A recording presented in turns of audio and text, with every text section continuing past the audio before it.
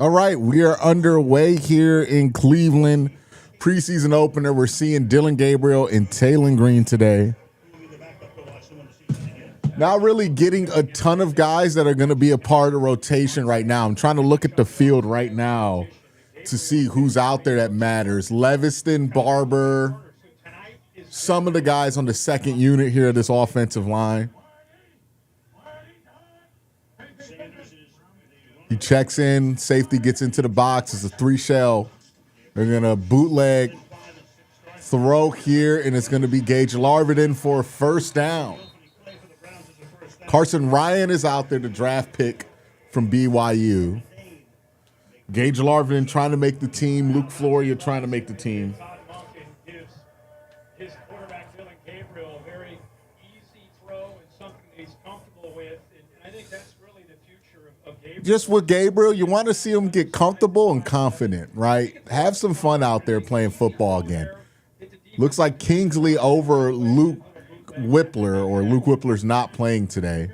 They got Zinter out there and DeJuan Jones as well at the left tackle spot. They're going to run this ball.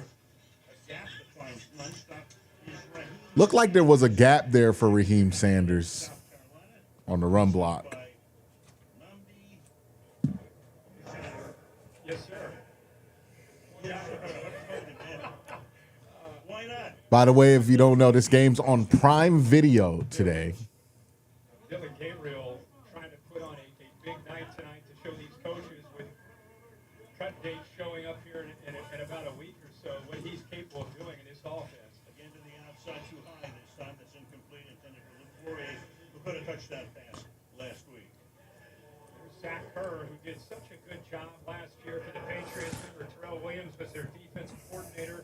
Had some health concerns. Zach Kerr, who's a linebacker coach, took over and never really called it. Had been around with Mike Vrabel, so knew the defense. By the way, make sure y'all hit that like button. All right, 3rd and 9 here, so it's a throw down here for Dillon Gabriel. They're going to get out here and gun. Carson Ryan split out wide. It's a 5-0 package here. Zach Kerr, I don't know if he gets enough credit for the job he did at 25. Got a super chat. Got to be honest, I thought DG would be cut by now. He's had an up and down camp, but they need the arms. He throws this one downfield, and it's not going to be caught, a little off target, and there is going to be a flag here. It looks like pass interference. Gage Larvin got held there. Yep.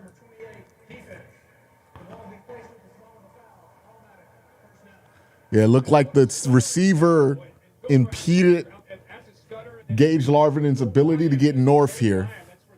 So, yeah, he holds him right there. And that might have been a completed pass if that hold doesn't happen there. He's able to break out. Not really news, but what I think about the new Cake soccer team. Am I missing something? Good run there by Sanders. Outside, good hole. That was a giant hole that opened up on the left side of the offensive line. That's where DeJuan Jones and I'm trying to Zach Zinter. That's Zach Zinter working there. Ray Rag says, what did you think of Tillman getting cut? Yeah, I thought it was interesting they cut him before this game. I think what ended up being the nail in the coffin for him is the injury. It didn't give him a chance to compete, and maybe they were a little frustrated, thought that he should be playing and practicing through the injury. So, I mean, the cut right before this game, that's not good run there by Sanders. But that's not Rocket Sanders. But that's not a decision they make because, like, it's just logistical, because I don't think the Browns added anybody to the roster after they cut Cedric Tillman. That is just, hey, we want to send a message. Let's get rid of this guy. So I imagine there's more to that situation than what's on the surface here. Offensive line picking up from their good week last week, run blocking and pass blocking.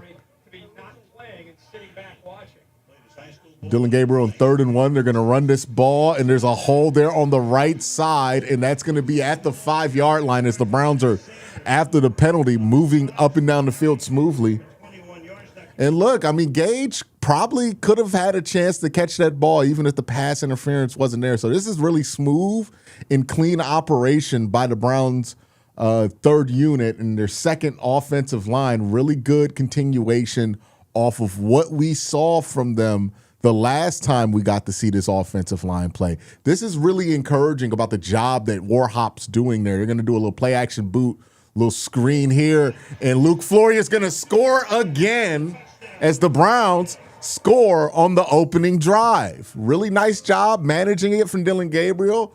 And then a great job by that offensive line, really just handling business up front. Forest City, Cleveland, I meant, typo. Oh, okay. Is this the NWSL team for Cleveland? Is that what it is? I'm looking forward to it. Like, I'll watch them. Where are they playing exactly? Are they going to be playing in Cleveland Brown Stadium? Because that's not going to be a fun, like, if just having an NFL stadium with like 70,000 seats, probably not going to provide the best environment for an NWSL team. But yeah, I look forward to watching them. I'll keep up with them for sure. And the Browns take the early lead. 7-0. But good job. Good execution. They didn't really ask anything difficult to Dylan. The only downfield throw on the 3rd and 9. It looked like Dylan made the throw, just pass interference impeded the progress of Gage Larvinen. And this is about as smooth operation as we've seen on the offensive side of the ball.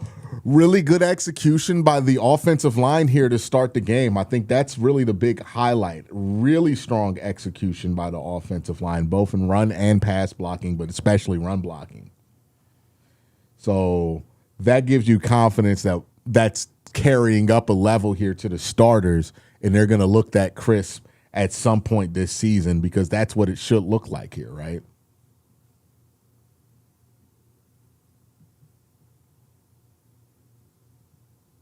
Like, I think we might have some depth there on the offensive line. I really do. Like, our backup offensive line's not terrible, man. Like, that backup offensive line's almost better than what we started with last year. Ray Rag says, the best the run game has looked all preseason. Yeah. Again, it's number 2s going up against number 2s. It's not even number 2s. It's number 3s, really, going up against number 3s. But we're saying what I'm encouraged by is just the progress that they're showing in the room in total. And hopefully that trickling up to the guys who are going to be starting this year and being a reflection of what they're seeing in practice here, right? Yeah, Dylan got into the right run plays. He had the one check here with the safety getting into the box, checked into the right call. Smooth operation by Dylan Gabriel, right? Tracy with the $5 super chat. We will keep 4 QBs, Quincy. I don't know if we're going to keep 4 active on the roster. I think we're still going to try to sneak one to the practice squad. I don't know which one. I would guess Taylon Green because that would be the guy that you could probably sneak on. I don't know, but Dylan Gabriel might be easily sneaked on to the practice squad too. I'm going to miss old Highmark Stadium. I know it wasn't a nice stadium or whatever. I call it Ralph Wilson, but it's Highmark was the last name it had. I liked old Ralph Wilson. It was a really small stadium. It reminded you of like a mid-level Big Ten team, just like in the NFL. They replaced it, and like I don't mind the Premier League style stadium that they tried to build there in Buffalo. I just don't understand why you would build a Premier League style stadium in Buffalo, New York, of all places. Like stylistically, it doesn't make sense. Nice tackle there by Malachi Corley. Stylistically, it doesn't make sense. Like Buffalo's not really a soccer city. Like if it was more in a place that had more of like a international football background, that would make sense. But like them building like a European, football style stadium, it just makes no sense for Buffalo, New York. You know what I mean? The backup to Drake May from the 24. Running back, looking for room, and Larison plays college ball at UC Davis. All right, Browns defensive line, solid job there. This is where Danny DeVito ended up. I guess that's where he is now on the Patriots roster. I remember when he was people were making a big deal out of him. 2nd and 7 here for the Patriots. We got another super chat here from Chris Gustafaro. I know you're a fan of the WNBA, but it's been hard to watch with all the outside BS going on. I'm gonna be honest, going through the Shador nonsense has really made me kind of grow a callous to like the internet's bullshit. So like it really hasn't affected my ability to enjoy, because I'm an Atlanta Dream fan, so like Angel Reese is on that team. It hasn't affected my ability to enjoy the season because the thing about internet nonsense is that it lives exclusively on your internet connected devices. But if you just don't go on those all the time for that kind of stuff, you don't really have to deal with it that much, right? So that's what I do with like the Shador stuff. It's real easy for people to like the outrage they have for how some Shador fans act. They get all hot and then like it affects how they talk about the team at that point. You know, you just got to log off sometimes. You know what I mean? Same thing goes with something like the W. I'm having a great time. Like the Dream are doing great. They're a great team. I'm looking forward to seeing them in the playoffs after they come back from the Women's World Cup. But you just got to log off sometimes and just not be on Twitter, because Twitter will ruin everything that you love. I do the same thing with wrestling because I like AEW. And like if you engage in the discourse about AEW on the internet, it's fucking miserable. You know what I mean? Like it's just people who are angry that you like this thing, or like trying to rage bait you. And it's like that only really exists online. So what I do is I just watch the shows and then I talk to people in real life who like AEW. And let's do the same thing with the W. You know what I mean? I just keep it offline for the most part. An expectation of controlling the line of scrimmage. All right, 2nd and 7 here for the Patriots again. Browns not playing Mike Hall, but a good rush there by Aiden Hutchinson. He makes him flush from the pocket, but DeVito's going to be on the run here. And Mascaris Arnold will take him down.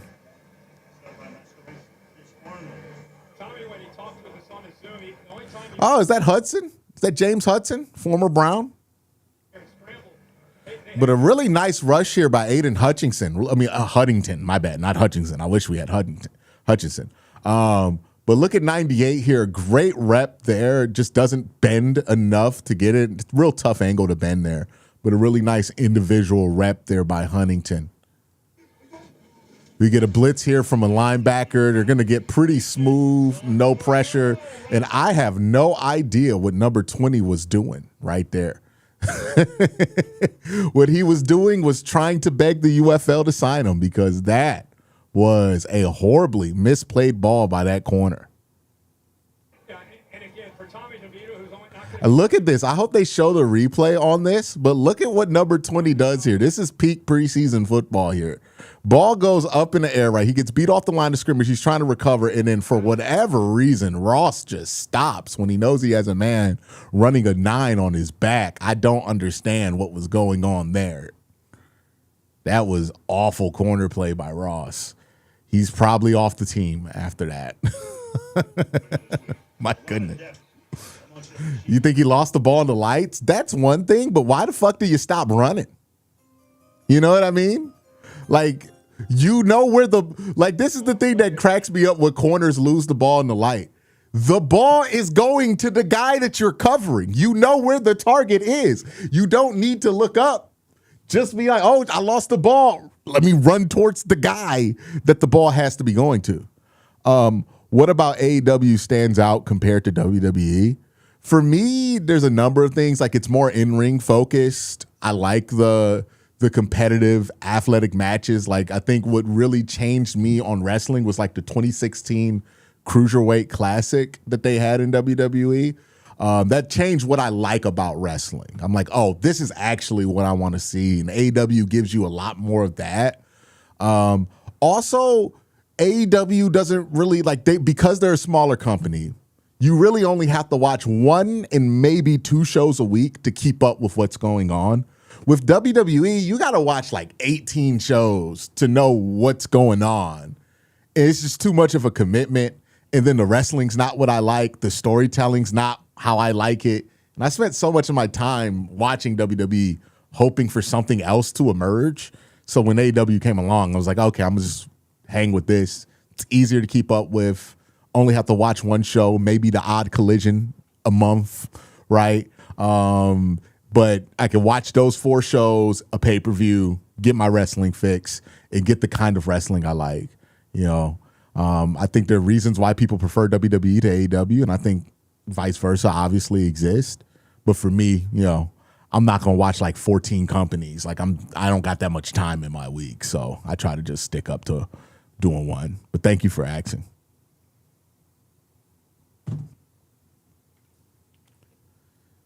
There will be no John Moxley slander in this chat, by the way. John Moxley's one of the greatest wrestlers of all time. Stop it. Hey Q, another Browns game where I'm on shift and can't seem to catch a break. On my way back from a seizure call. You need to lock in for play-by-play, Zachary. Oh my God, I don't think I'm the one that needs to lock in. You're out here trying to save people who are having seizures, brother. I think you need to lock in. You know what I mean? Living in Nashville since 2011.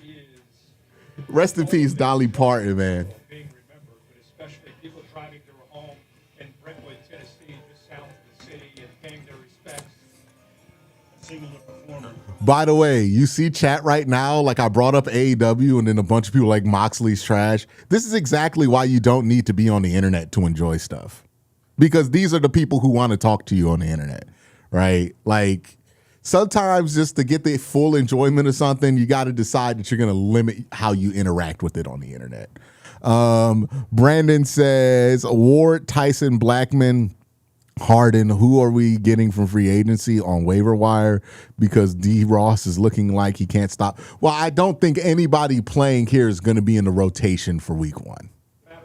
Like if they sat Shador Sanders this week, that tells you the level of guys who are playing right now who aren't going to be factors during the season. Good throw here by Dylan Gabriel on a nice timing route here to Gage Larvin and slant over the middle of the field here. Really good job timing up this drop with the break of the route here. We're going to see it in the replay where Dylan gets to the top, step here, breaks right there, finds a window, and then throws that right to the chest of Gage there. And a really nice design, clear middle field open, really easy 14 yards there. Gage Larvin end around and a nice block by 49 to get some positive yards on that one. All right, we're ahead of the sticks here, though, so the offense can look a little better now. For a long time as an assistant coach in the college game. He's obviously been up to the NFL back. Yeah, nice. Was that Carson Ryan again from number 48 with the block there on the edge, getting out there a little late, but made the play? Second and 6, Gabriel under center here. We got a shell. It looks like a quarter. Motion, zone indicators. They're going to run right into the middle of this, and there's almost a big hole here. It's going to be 3rd and 1. Gabriel improving his trade value for AB. I don't really know how much the preseason is going to affect trade value, if I'm being honest. If somebody wants to trade for Dylan Gabriel, the price is probably the same that it was before the training camp period started. Giants, and Todd had to hang around a little while. He was being interviewed by Cleveland, but it was pretty clear that had he not gotten this job, he would have been the offensive coordinator of the Giants. All right, 3rd and 2 here. They're going to go Kevin punching air in Ray Rags with the super chat. Kevin punching air in Atlanta with the end around. These things never worked when he was here. Dylan Gabriel on the run here, and he has a first down with his legs early on. On the move again. And again, with Gabriel, you're not going to ask him to do this all the time. This is zone read. He's reading in-man on the line of scrimmage, which is the rookie, Akis. Yeah, read option. We've never seen that with Kevin, right? A read option here. Dylan Gabriel pulls out once the end man, the emo, number 50 here, shows that he's just worried about containing the running back, makes the right choice to pull and then run away from it and get some free yards there on the 3rd and short. All right, Dylan Gabriel on play action downfield, a little pressure, and he has a laser right over the middle of the field to Patterson. And it's a good outing for Dylan Gabriel. Salvant says little man going to be the last QB standing by this time next year. It would be hilarious if Dylan Gabriel, like a Twinkie in the apocalypse, just finds a way to survive through multiple iterations of this Browns quarterback room. Right on the money for a first down. Caleb Gwynn says Scott Steiner's son popped for PEDs and then suplex a man in his first practice, built for the family business. Oh my goodness. That's a wild way to go out. I don't know if he got popped for PEDs before or after the suplex, but suplexing somebody is not beating the PED allegations right there, brother. I feel like suplexing somebody at practice is something you only do when you're on the roids, right? Like, another super chat from JR Max. Sat Sanders because DW4 is the opener starter, not starter. I'm saying they benched the backup quarterback and the starting quarterback. So it tells you like they're not really putting a lot of rotational players in. But all in all, what we've seen so far has been good. Again, another quick post for Luke Floria, and he's in for a touchdown. I'm going to finally get to tweet it, y'all. I'm going to finally get to tweet it. Chat, go to my Twitter, like it. I finally get to tweet it after a whole year. We are I got 1% on my phone. Oh, my God. My battery's about to die. These guys are fighting for an opportunity to get on this roster. And you know, you get down to that fifth, sixth receiver, who's going to make Yes. some tough decisions to make for Tom Hawkins' staff. But you gotta go Finally. the command of Dylan Gabriel. Let's go, man. Shout out to the little man. Shout out to the. Let's get going. Little man in the building. Yeah. Sleep on DG if you want. Yeah. Let's turn it up one more time for the shorty. Yeah. Let's go. Who say 5'8" ain't great? Who's saying 5'8" ain't great?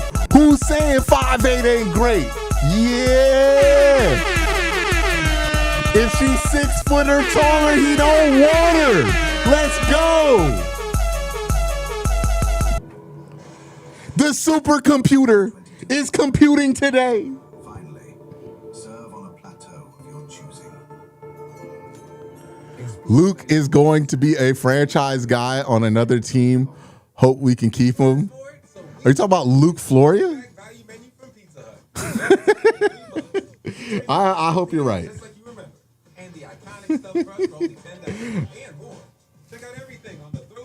I finally got the tweet, Lil Man cooking.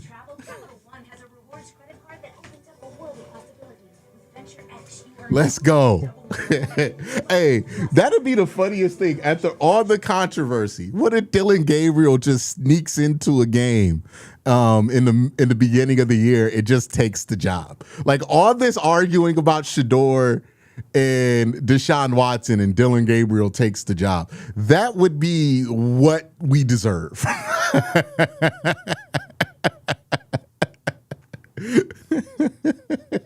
Like honestly. That would be the outcome we deserve. Every time Dylan Gabriel's seat get hot, he just put on a New Jersey number and start. I love it. Hey, man. Dylan Gabriel needed this. Big shout out to him. When a close friend dies in a suspicious accident, Francis Neely, a Chicago private investigator, will stop at nothing to see that justice is served. Maria Sandstar says Neely. All right, y'all. We're back here. 4:17 left in the first.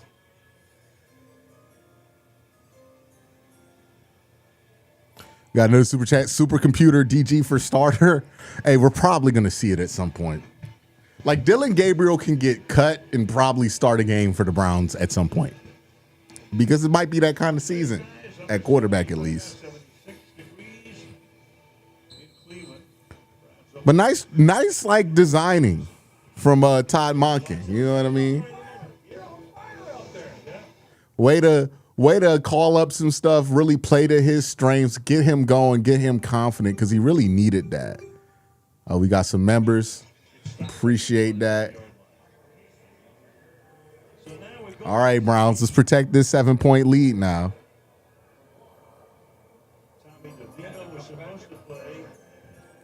All right, Michael says, love it when any of our QBs are cooking. That's the difference between the Colt and a real Browns fan.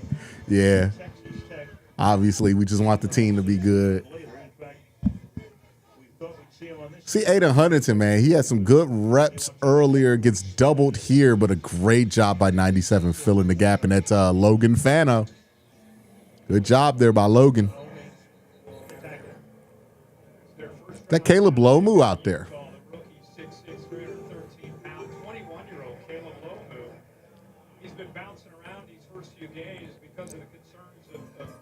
Got another super chat. DG is like Chubb, quiet guy. Hey guys, I know we're trolling, but guys, why we doing this to Nick Chubb? DG like Nick Chubb, that's crazy. But I appreciate the super chat, Anime Tree. I really do. All right, 3rd and 9. Let's see if the defense can get them off the field here, man. 3:30 left in the first. They can't get a clean shot on Mike Vrabel to save their life right now. Chris Gustafaro says, I honestly feel happy the Browns buck the trend of hiring a young coach. Every dumpster diving team tries to find the next Sean McVay. Yeah, that's the thing about finding the next hot thing. You rarely ever find the next hot thing by following trends like that. Like he just dropped it.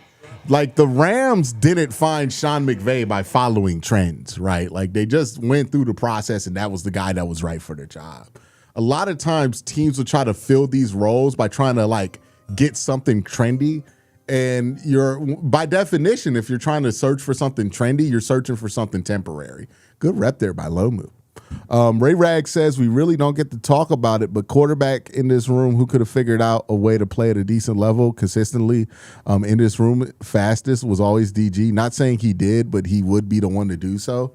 I mean, if the Browns are designing this team to be a run-first team that's asking the quarterback to do very little, then that's the best chance for Dylan to be successful if he can figure out how to get the ball downfield, right? That's the big thing for him. Blink says this, just nice to see the offense looking competent. I can understand that. We're going to be right back. I have to put my phone on the charger real quick.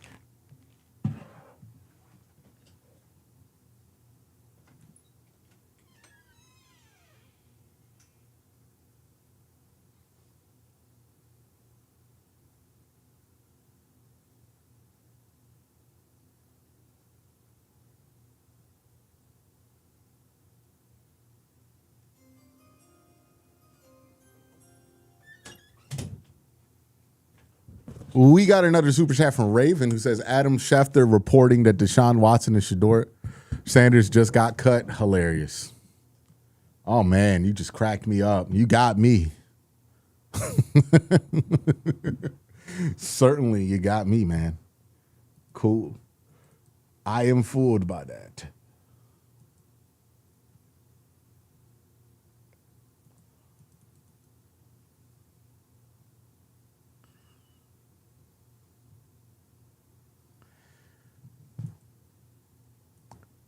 But yeah, so far we're having fun. This is the first time I think we had some fun in some pockets of preseason, but like we're having fun. You know what I mean? Like that's really what you want to see today. Just have some fun. Play some fun enough football. Luke Floria really having the preseason of his life, man. He has like 4 touchdowns already. I'm telling my kids this Wes Welker. Hey, Daniel's funny, man. Short keys. They using that clip crazy, bro. Oh, man. We're going to see the offense out again. I think it's Dylan for the whole first half, right?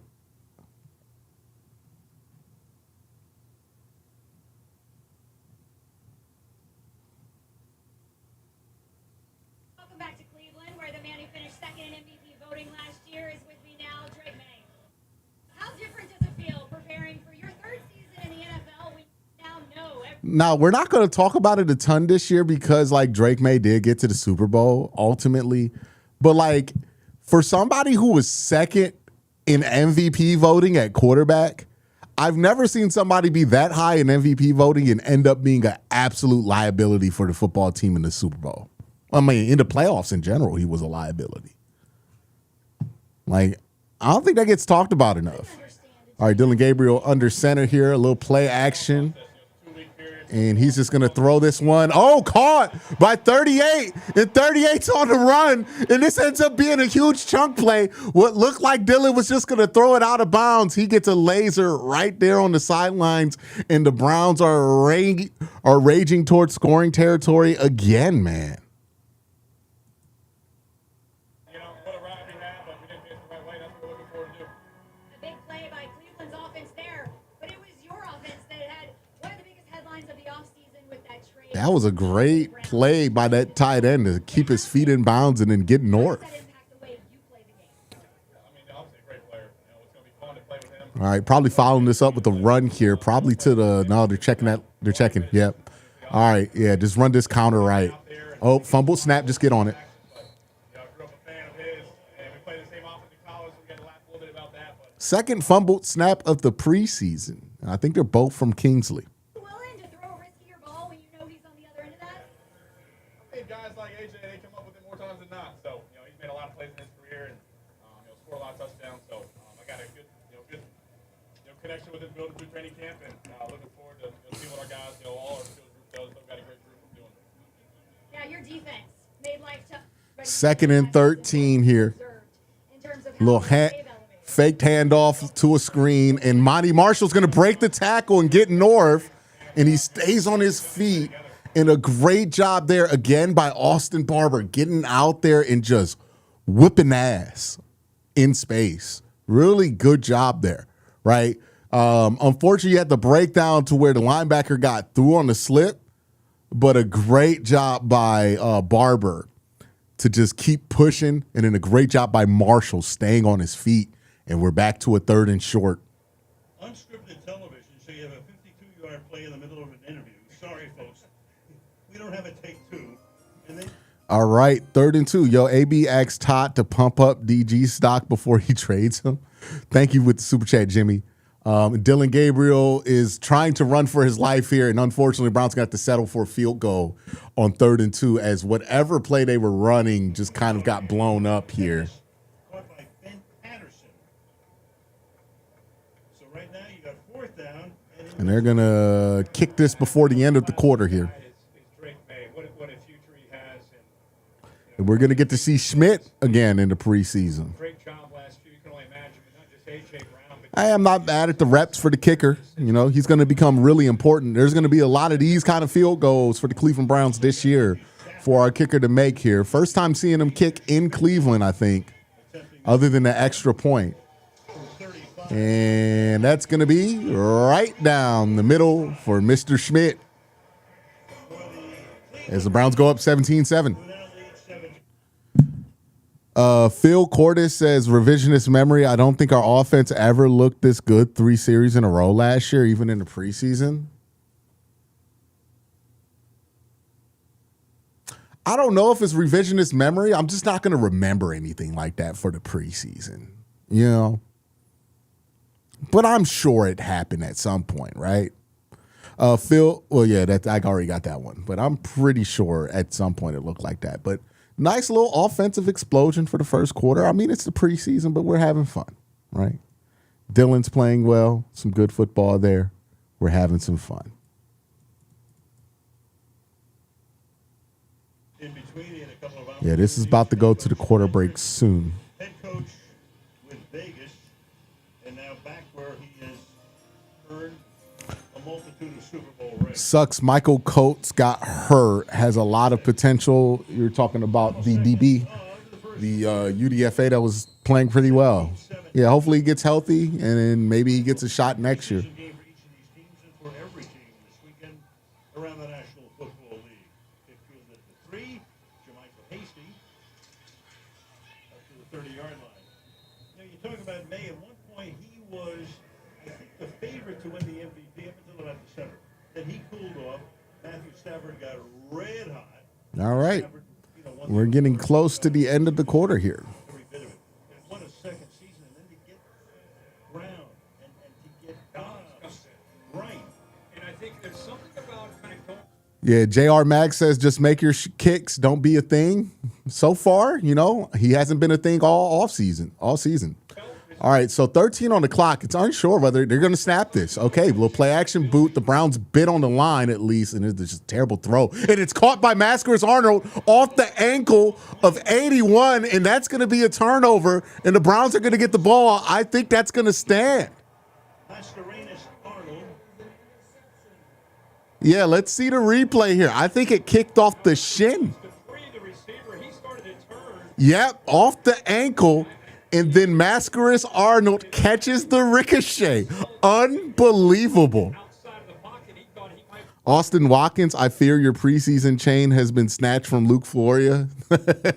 It's the Luke Floria Award now, the MVP of the preseason. The Browns get a big turnover, which has been an area over the last. And they're going to get another chance to score here from a short field as the quarter starts, because that's going to be the last play of the first quarter. I don't think the Browns. Oh no, they're going to have to run a play here. Join late. What's your analysis so far? Browns offenses look good. First quarter. I mean, it's the second team, right? It's going to be a little bit of a false start here. I think they switched out some of the offensive linemen here for this drive. They have the unit that's going to be in they're basically putting in some of the backups in this game, and Todd's pissed about that. Todd's furious. He just screamed "fuck" at the top of his lungs. They cut to him. You could tell that was what he was saying. Stress-free, enjoying Luke, DG, and the boys on the field. Play calling concept so refreshing. Can't wait for Jacksonville to see Todd's playbook. I think we're all excited to see that. A little backside free there. Marshall late to see the cutback lane.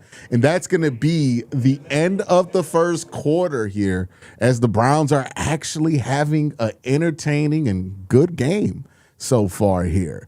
But I have a super chat here, stress-free, enjoying Luke. Let me make sure I don't have any more. Yeah, we got one more here. Floria doesn't play like he's 5'8", 180. I hope he makes a roster.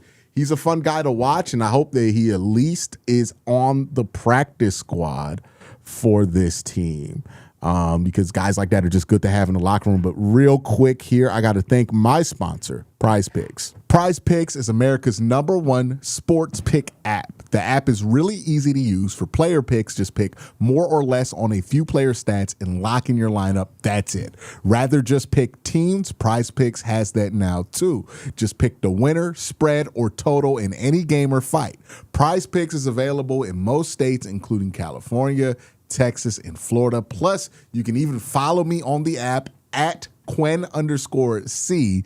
Tell my picks, one click, and follow your friends too. Best of all, play your first $5 and get $150 in lineups if you win.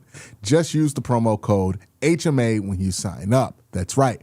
Prize Picks just switched up their offer, so there's no better time to join. Lock in and win with that first lineup. That's code HMA at sign up to get $150 in bonus lineups if you win with your first $5 or up lineup. All right, I want to thank Prize Picks for sponsoring the stream and sponsoring the channel for this year. Make sure you click the link. It's in the description. All right, so overall, first quarter, pretty strong from Dylan Gabriel. I think the offensive line has done a really nice job here. But so far, so good from DG in this one. We got a super chat from the Solvent who says, who knows if Monken will prove to be better in the long run, but he will definitely give entertaining moments. Yeah, I don't think we're ever going to see.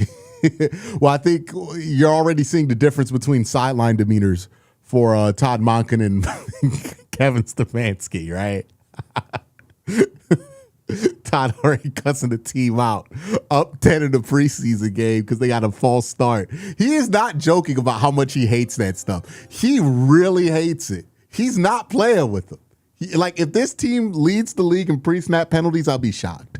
Dominic says this, is this what it feels like to be the fans when other teams play us? That pick type of nonsense happens to us on a regular basis. Here's the thing. This is kind of what watching the Browns when they play at home on a Thursday night kind of always feels like. Like the Browns home on Thursday night are like really good usually. Like we've gotten some crazy games on Thursday night at home. Like Case Keenum, the Dearness Johnson game where Dearness Johnson just turned into prime Le'Veon Bell out of nowhere. Y'all remember that one? We beat like countless times. We beat a Cincinnati team that was way better than us on Thursday night at home. We've whipped Pittsburgh's ass in this Thursday night at home game. Like Cleveland Thursday night at home, usually we have a good time Thursday night at home. You know what I mean? 2 touchdowns. 3rd and 8. We got Jonah Williams cut. Y'all remember that? Isaiah Thomas got a sack on Jonah, and that was the end of his career in Cincinnati. All right, another field goal attempt more than likely here as the Browns have the ball about the 38, and it's 4th and 8 here. Probably wanted to get the field goal attempt just to get some work in for the kicker. The way they called it, they didn't really try to go downfield at all. At the combine. Yeah, I mean, he is a uberly talented, athletic young guy, 6th rounder. And we'll get to see Taylor Green in the second half, man. And again, much like Dylan Goodwin. It's funny, too, because we're going from, like, the smallest quarterback to one of the tallest quarterbacks. Like, all right, a 47-yard field goal for Schmidt. Light rush, and that's going to be good. All right, Mr. Schmidt, that's what we like to see. A nice 47-yard make for him, 2 for 2 on the day, and the Browns are up 20-7 in the first half.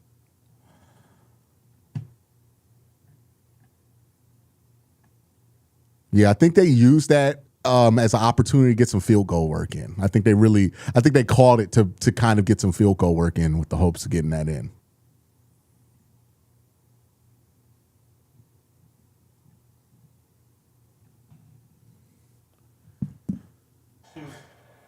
Because remember, Schmidt's only a second-year guy. We got him from the UFL, former Battlehawks kicker out of Syracuse. I think he won the Groza back in college.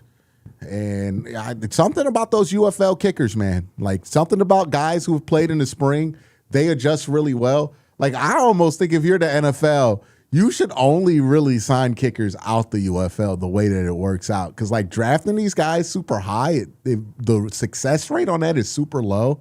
I just let all these guys, like, flush out and give me somebody who kicks in the spring. Because there's something about the pressure of being on your last leg in the spring and in the way they structure it and the travel that just translates so much better than, like, a good college kicker does to the NFL.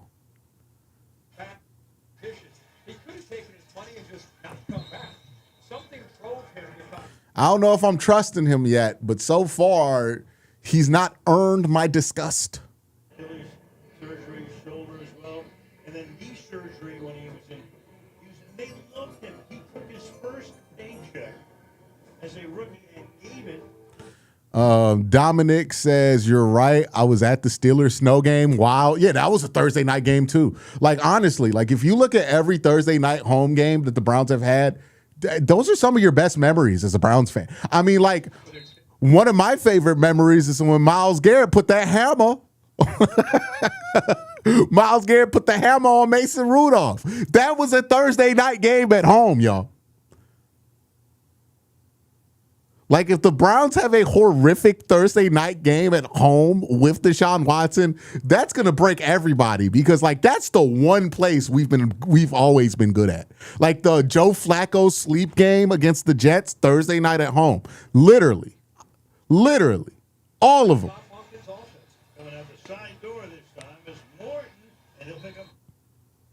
Unlocking the beer coolers, Baker Mayfield's first start as a Cleveland Brown, right? Carlos Hyde runs like the game-clinching touchdown and then immediately runs off to a helicopter to go see the birth of his first child. Everything. Like, Thursday night at home is sacred ground for the Cleveland Browns. Like, we have at least, through all of the turmoil, have had Thursday night at home. And if Deshaun Watson ruins that, that's it, bro. If he takes Thursday night at home away from us, that's it. I don't know what else you could do. The Browns literally have plot armor Thursday night at home. The rally possum, yeah. Yeah, quarterbacks just wear chains now. I think we just got to get used to that. I mean, like Morton's got it. Bren Morton. I don't know who he is, but he has a chain. That's just what it is.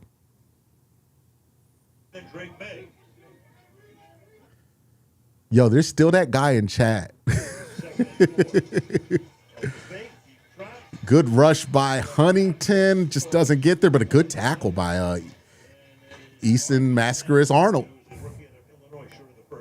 One thing about Baron Morton is not only the numbers he put up there, but It's going to be third down. Texas Tech, they were a program that was, 6, 7 wins, kind of their normal year. And he was a part of that team when they transitioned to becoming a team that is starting to win 11 and 12 and trying to get to a playoff spot. And he engineered. All right, the Browns showing heavy blitz here. Lubbock, Texas. So Well, a heavy front. They run right into it. They're going to get the first down. Drafted him late in the draft last spring. Hasty picks up the first down. Think about this: his entire high school career in Texas and in college. Phil Cordes says, if I'm right, we've only scored on 3 consecutive drives, once last year and never 4 series in a row. I need to do research. Last time we scored on 4 consecutive series, it might have been Pittsburgh in the playoffs. I imagine it was the 2020 season. That's the only time we've had consistent offense is the 2020 season. Maybe one of those games in 21 against the Dolphins. But I imagine it's the Pittsburgh wild card game. Known as his dad, James. He said both coaches. Was there another? Maybe one of the Chargers games during the Baker Mayfield era. There were a couple of crazy Charger games where it literally was like score, score, score, score, score, score. Unlike the NFL, there were limits to how hard his high school coach could push him. Yeah, so maybe 2021 Chargers, one of those Chargers games. I think we played them back-to-back years, 20 and 21. Texas high school football, Friday Night Lights. Right? Well, I'll just say this: I think Josh McDaniels, as the offensive coordinator, play caller, he played for his dad. Oh, they got Demetrius Crownover, Senior Bowl guy. The mom of Baron Morton right there, and Josh McDaniels played for his dad Tom, and he understands what it's like to play for your dad in high school. And how, again, it's something different about a kid that plays for his dad in high school. Oh, God. Whew. Almost a busted coverage there. 3rd and 10. Josh McDaniels looks wired right now, bro. Like, why do his eyes have that level of intensity to them? And why did that guy look like old Kevin Stefanski? That looks like Kevin Stefanski's dad they have on screen right now. And so it's been a massive transition for Baron Morton to try to adjust to the McDaniels system. Imagine mom making dad sleep in the truck. 3rd and 10. 42's the mic. 42's the mic. It's a blitz. They picked it up. It's 4th down. They're going to go for that, right? 4th and a long one. It's really more on 4th and 1. Be a little bit short, 4th and 1. You don't ever call a play in a huddle. Like, it's hard to imagine that. Now he said that a play call is 7 words or 10 words, and he said he spent the entire spring trying to understand how. Grok says December 6, 2020 against the Titans.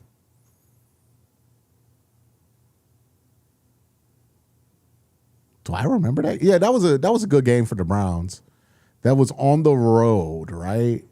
Because I remember we beat the Titans, and that was supposed to be like I don't know if that's right, though. You double check that. Sometimes the AI be hallucinating. Anticipation when they pull the. But it could be. Remember, that was a game, a statement game. I think the Browns beat their ass. But that was like a statement game. Because like the Titans were like one of the best teams in the AFC that year. And we beat the brakes off of them. And I remember people being like, "Oh, we're ready." Like that was the game where we knew that that team in 2020 was gonna make some noise. I'm trying to find Yeah, I would go on Pro Football Reference. If you go on Pro Football Reference, they show you the drive-by drive. You can also check on ESPN too, if you get the game log. refereeing tonight. Mike is basically saying, no, we saw it.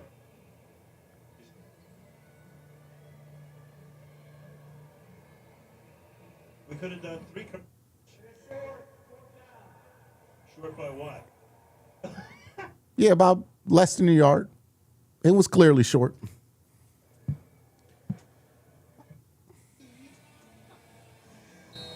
You tell me, huh? I think they just wanted to practice getting that in. Preseason. Yeah, they're gonna run this. Everything's being pushed towards the A gap here. The Browns completely overloaded a little early there. Hassan Haskins, I think he was on the Browns a couple years ago. You plan on making it to any of the games this year? Nah, I'm going to be streaming all 17 this year. Watch Hicks be the right guard, pick it up. Nice job of being able to deal with that penetration. Gives Haskins who's Yeah, I probably won't be going to any game at home until they built the new stadium. And that's only if they fix, because the Wi-Fi at the Brown Stadium is terrible. And if I can't work, I can't go. You know what I mean? From the 13. Rounds up by 13. Little play action, Looking. good coverage, and 90 comes around with the sack. I was about to call him Billy Wynn, but Sindor. Comes in for the sack. ideally, you watch him come off I think this is good coverage more than it's just a good sack here because it took a little while for the pressure to come in here. But good job by the middle field safety here holding this lever. The quarterback didn't want to let go of that post there in the right window. But McMillan did a good job holding that quarterback there. Rip that right when he comes back to the backside. He's got to rip that, and that would have been a touchdown. Looks like James Hudson's hurt. Alex says, "What's up, Q? What are the chances we keep all four quarterbacks on this roster?" I think it's pretty. I think they're gonna keep all four on the first 53. I don't know if by the time we get to the game day roster, we keep all four of them. I think we're gonna put one on the practice squad. Game coordinator, very excited to have this opportunity as a first-time defensive coordinator. And I think it was interesting talking to him. He said, the first 3 or 4 weeks on the job, there's so many guys that stayed over on this staff outside of Jim Schwartz that he wanted to hear about that system that they ran it so successfully these last few years. And then he spent the next 3 or 4 weeks talking to them about his team, and they just kind of melted the two together. Second and 13. All right, and that's going to be about 3rd and 8. Was very much in the mix to become the head coach after Stefanski went down to Atlanta. And Jim, very disappointed, decided, I'm out of here. Yeah, I think he's been a head coach in the past back in Detroit, and he's felt that after the work that he did as a defensive coordinator. 7:10 left in the first half. He was going to get that opportunity when he didn't. 3rd and 7. Come back in 2027 somewhere. He'll surface somewhere. Browns in cover 3, and this is just going to require a good tackle, and it's going to be 4th down. And in a real game, that'll bring out the field goal unit, but this is not a real game, so they might go for this here. Looks like they're running the special teams unit on the field, and they're going to settle for the field goal. Defensive coordinators and 10 new head coaches. Wow. Go back to your time, going back to the 80s and 90s, early 2000s. Brett Watson says, Q, any thoughts on the newly acquired cornerback Mekhi Blackman? He played in 17 games with the Colts. Definitely a depth piece. Sure. I mean, look, we're going to be looking for answers for depth at corner all over the league. And cut down day is going to be another place where they're going to look for that. And they're going to get the field goal here, and it's going to be 10-20. Browns up. 16-15 left in the first half.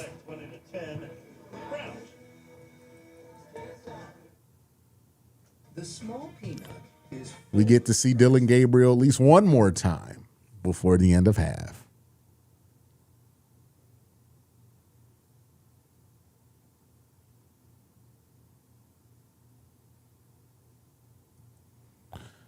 Pretty fun night so far. Pretty fun night.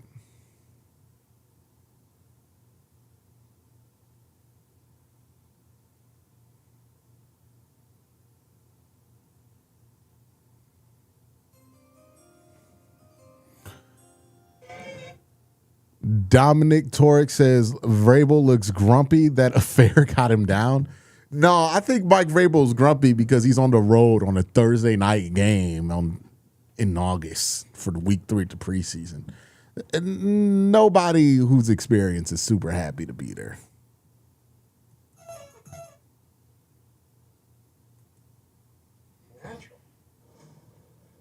Francis Neely. I'm a PI. You want to learn how to do this work? Look closely. You know, I am a trained investigator. Not trained like me. Just a friend.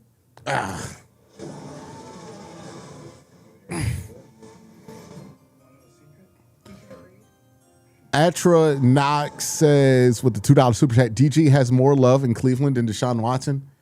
It's not even that DG has more love in Cleveland than Deshaun Watson. It's just DG hasn't done anything to Cleveland. Deshaun Watson has done stuff to Cleveland, right? Like, DG ain't really hurt nobody, right?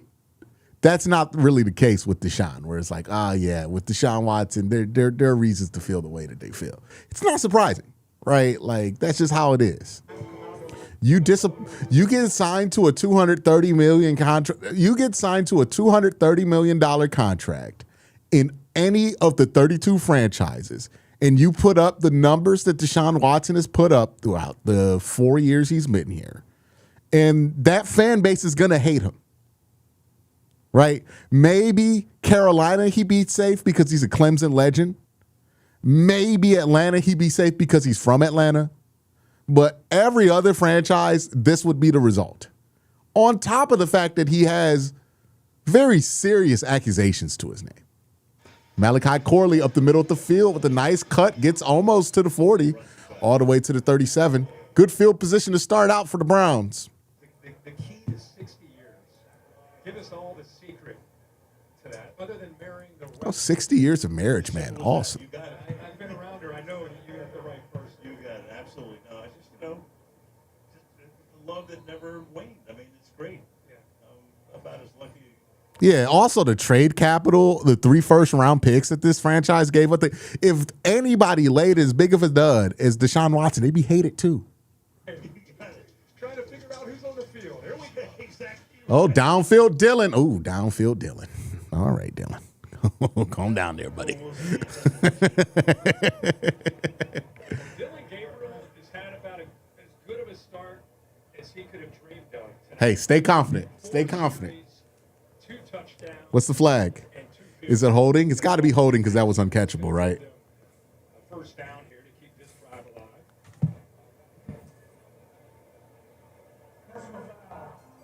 Hey, 15 free yards. It sailed because he got hit late. Face Disabler says the entire controversy of that trade was off the field stuff, but not a single soul thought he would just forget how to play football, never mind the injuries. Yeah. Yeah, I think that's the biggest part to this. Ooh, low hit too.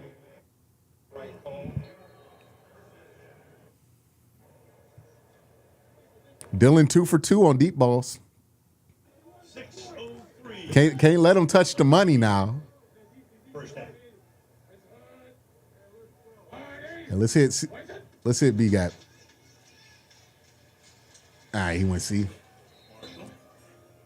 Little gain there. It's gonna be ahead. That's gonna be on time there. Alex Weidman says Monken is gonna use all 4 quarterbacks like a major league bullpen. That'd be a hilarious way for this to work. If like Deshaun goes out there for the first quarter, and then you go to your reliever, which is like Shador, and then you're like, all right, Dylan Gabriel, close the game. Let's get the lefty out the bullpen for the final drive. That'd be a hilarious way to do that. Gabriel, his second year in the NFL. Clean pocket for Gabriel. Has a ball deep downfield. Downfield, Dylan.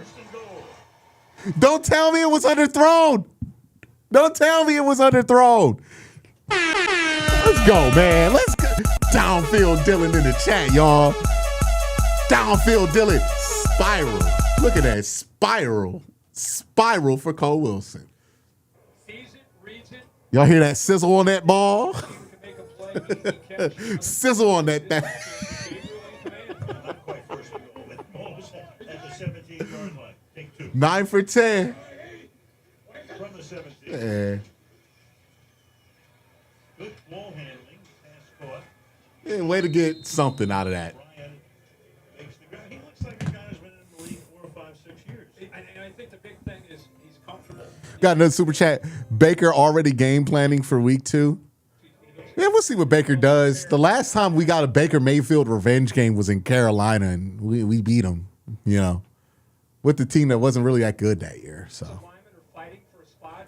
I don't look like Baker Mayfield's not like Drew Brees. Like, I'm not going to treat him like he's some kind of like legit legend that we should be all, oh my God. Like, if any other team plays the Tampa Bay Buccaneers, it's just like, oh, we play Baker Mayfield this week.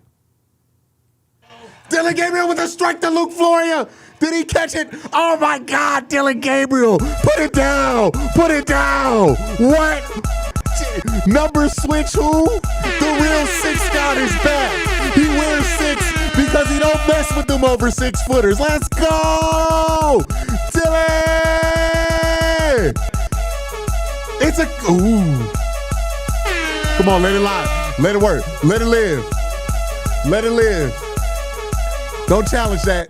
So it, Get a preseason rep. it does look like it hits the ground at some point. That he got control first, but then he loses control right there. You see as he's bringing it. Nah, Terry. Nah, Terry. Let it ride, Terry. It looks to me. Let it ride, Terry. So the ball goes, it kind of loses his. Let it ride, Terry. Say he did not have control. You think they may take this down? He had control when it hit the ground, but then as he starts to bring it up, now he loses. That's his finger is under the ball. His finger is under the ball. And I'm hearing in my ear, it looks like we're going to expedite to incomplete, as I said. Boo!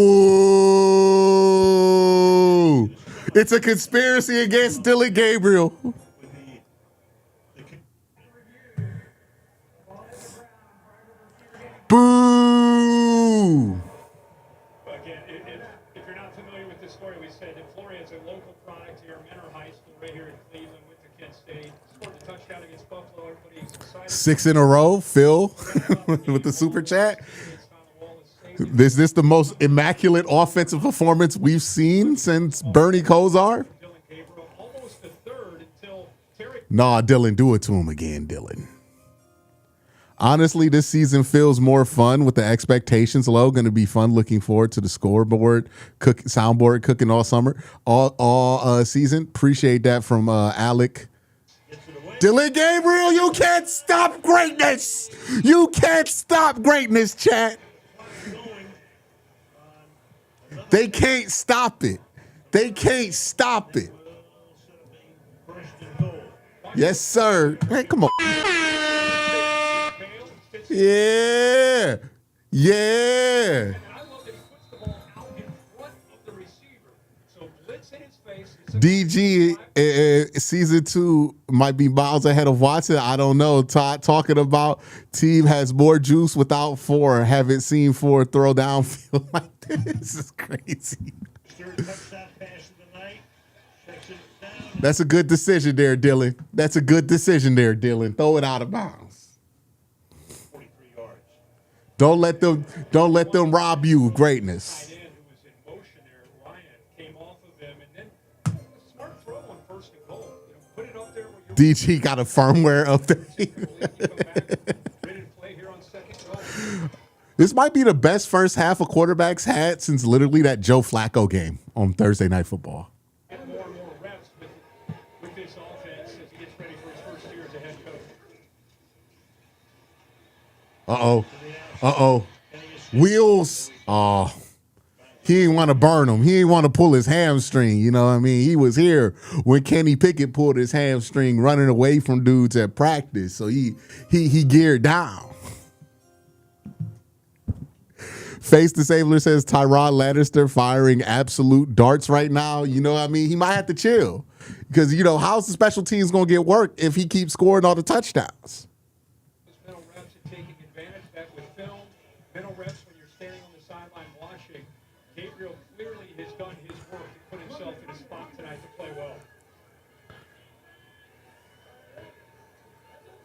7. Gabriel. Check down. It's in. You can't stop what is not meant to be stopped. Dylan Gabriel, greatness. Let's go. Yeah, dance on them, Dylan. Dance on them, Dylan. So, boom, can we talk about rostering 4 QBs? The poise, my word. Space Cadet with the super chat. Look, you can't stop the supercomputer. He's liquid cooled. He's liquid cooled. He put that AMD inside. It's unstoppable.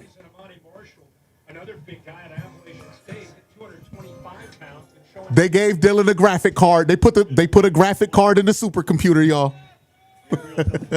Got to give Dylan credit for sticking with it. I thought he was a goner after Kevin was fired. He's definitely showed some mental fortitude that we have yet to see from like a Deshaun Watson. I guarantee you somebody's going to get him. 27-10.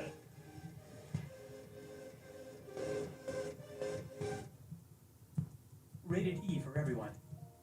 Dear Vince, thank you for the contract. Your leadership and poise are an inspiration. Also, the money part helps a lot. Giving you money, all of it. Love you. Your quarterback, Caleb. Phil Cortez said with $2 super chat says, hell yeah, absolutely. The most fun we've had in a while here. Or so parents can keep all the Reese's. Super chat here, DG got that iOS 2606 upgrade. Put your name on a vehicle, you're signing off on its quality. We don't take that lightly. We take an honest assessment. Dylan Gabriel with a really good first half for him. I mean, like the best first half we've seen from any of these quarterbacks, regardless of when they went out. This is the best we've seen. So great job for Dylan Gabriel. Probably be it for him for tonight.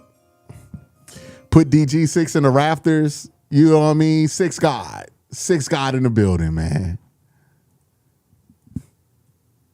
Six God back.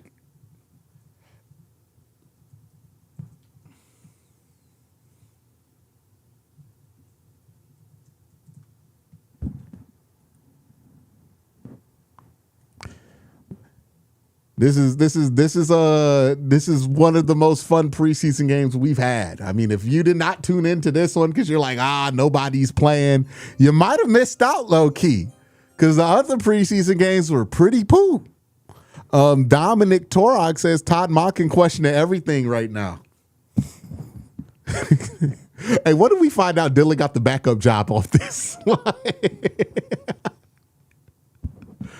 But it's Old Municipal with the whole dog pound. Yeah, big shout Dylan Gabriel. Real happy for him because, Dylan Gabriel could have went up to the post-game press conference podium and cried about being booed when he got booed. And it would have been justified because it was unjustified when he got booed last year. But you know what? He soldiered through it, and he's just playing his best football. And he's having himself a hell of a half here in the preseason and opening some eyes, man. Stun on him, Dylan. $5 super chat from the solvent. Said Dylan's poster's about to be posted on Jim Brown's statue. Incredible. Incredible.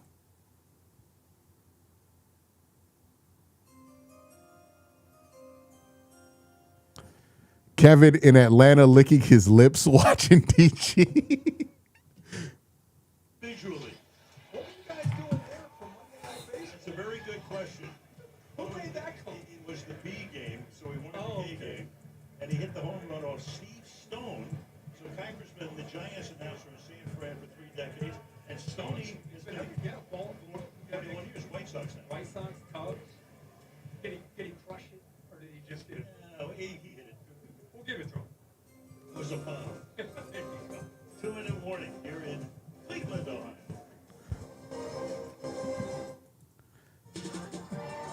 DG taking us to the Super Bowl, maybe. Six God back. Check out my game day drip. It's custom. Forget the game. You're watching me. Who loves you?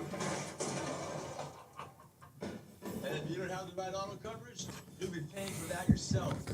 Switch to Allstate, and you can save $900. But it's been great. JR Max says backups is an excuse for DW4, but a reason for DG. Hey, what I say all the time, man. Everybody got excuses. Everybody got reasons why they can't be successful, but the great players, they don't need excuses. They got reasons. Let's go. Let's go. They go. Yeah. Let's go.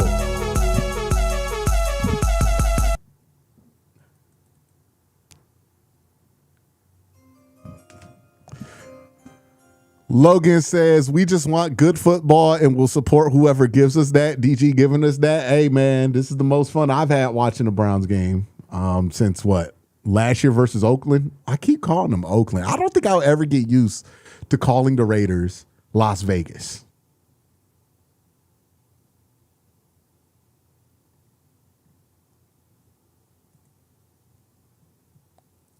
Let's go.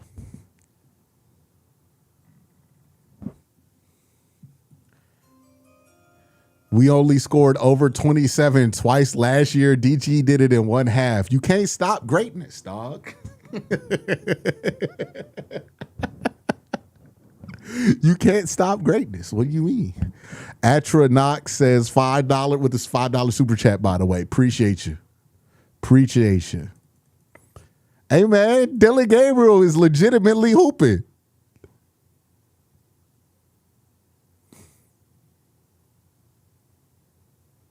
Legitimately hooping.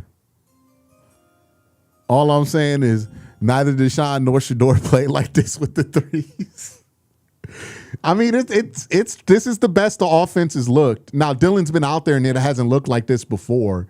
But, you know, Dylan, I think the underrated thing, like if we're being serious about Dylan Gabriel, the underrated thing about his game, well, the underspoken thing about his game is because people talk about him being, you know, a game manager, you don't really think of him like this. But Dylan Gabriel, I think, has demonstrated that he's a streaky quarterback. Like, there are times where Dylan Gabriel's like legitimately making nice throws. Donovan McMillan just picked off a pass and the Browns have the ball again. There's a flag on the field. It might come back. Phil Quarters, Lake Erie shall be called Lake Gabriel from now on. We'll see what the penalty call is. See what the call is, but the pass rush caused this. Morton couldn't follow through on the throw. Pass interference, number 31, defense. Where was that?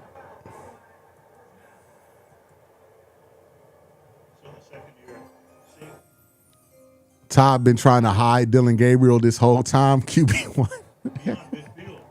Again, if we end up in this scenario, well, okay, let's see what the pass interference. Yeah, that's early. See right here, he gets in there just Little bit of a shove. I don't know. I don't think that should be.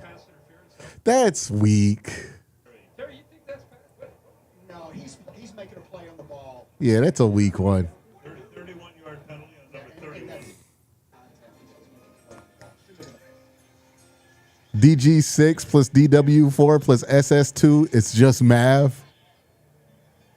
12. Each team playing its final preseason game over the next couple of days, including 3 other games going on tonight. They robbed Donovan McMillan there of an interception. Will be the opener against But you know what? I think the rest were just taking pity on the Patriots. They can't put DG6 out there again, bro.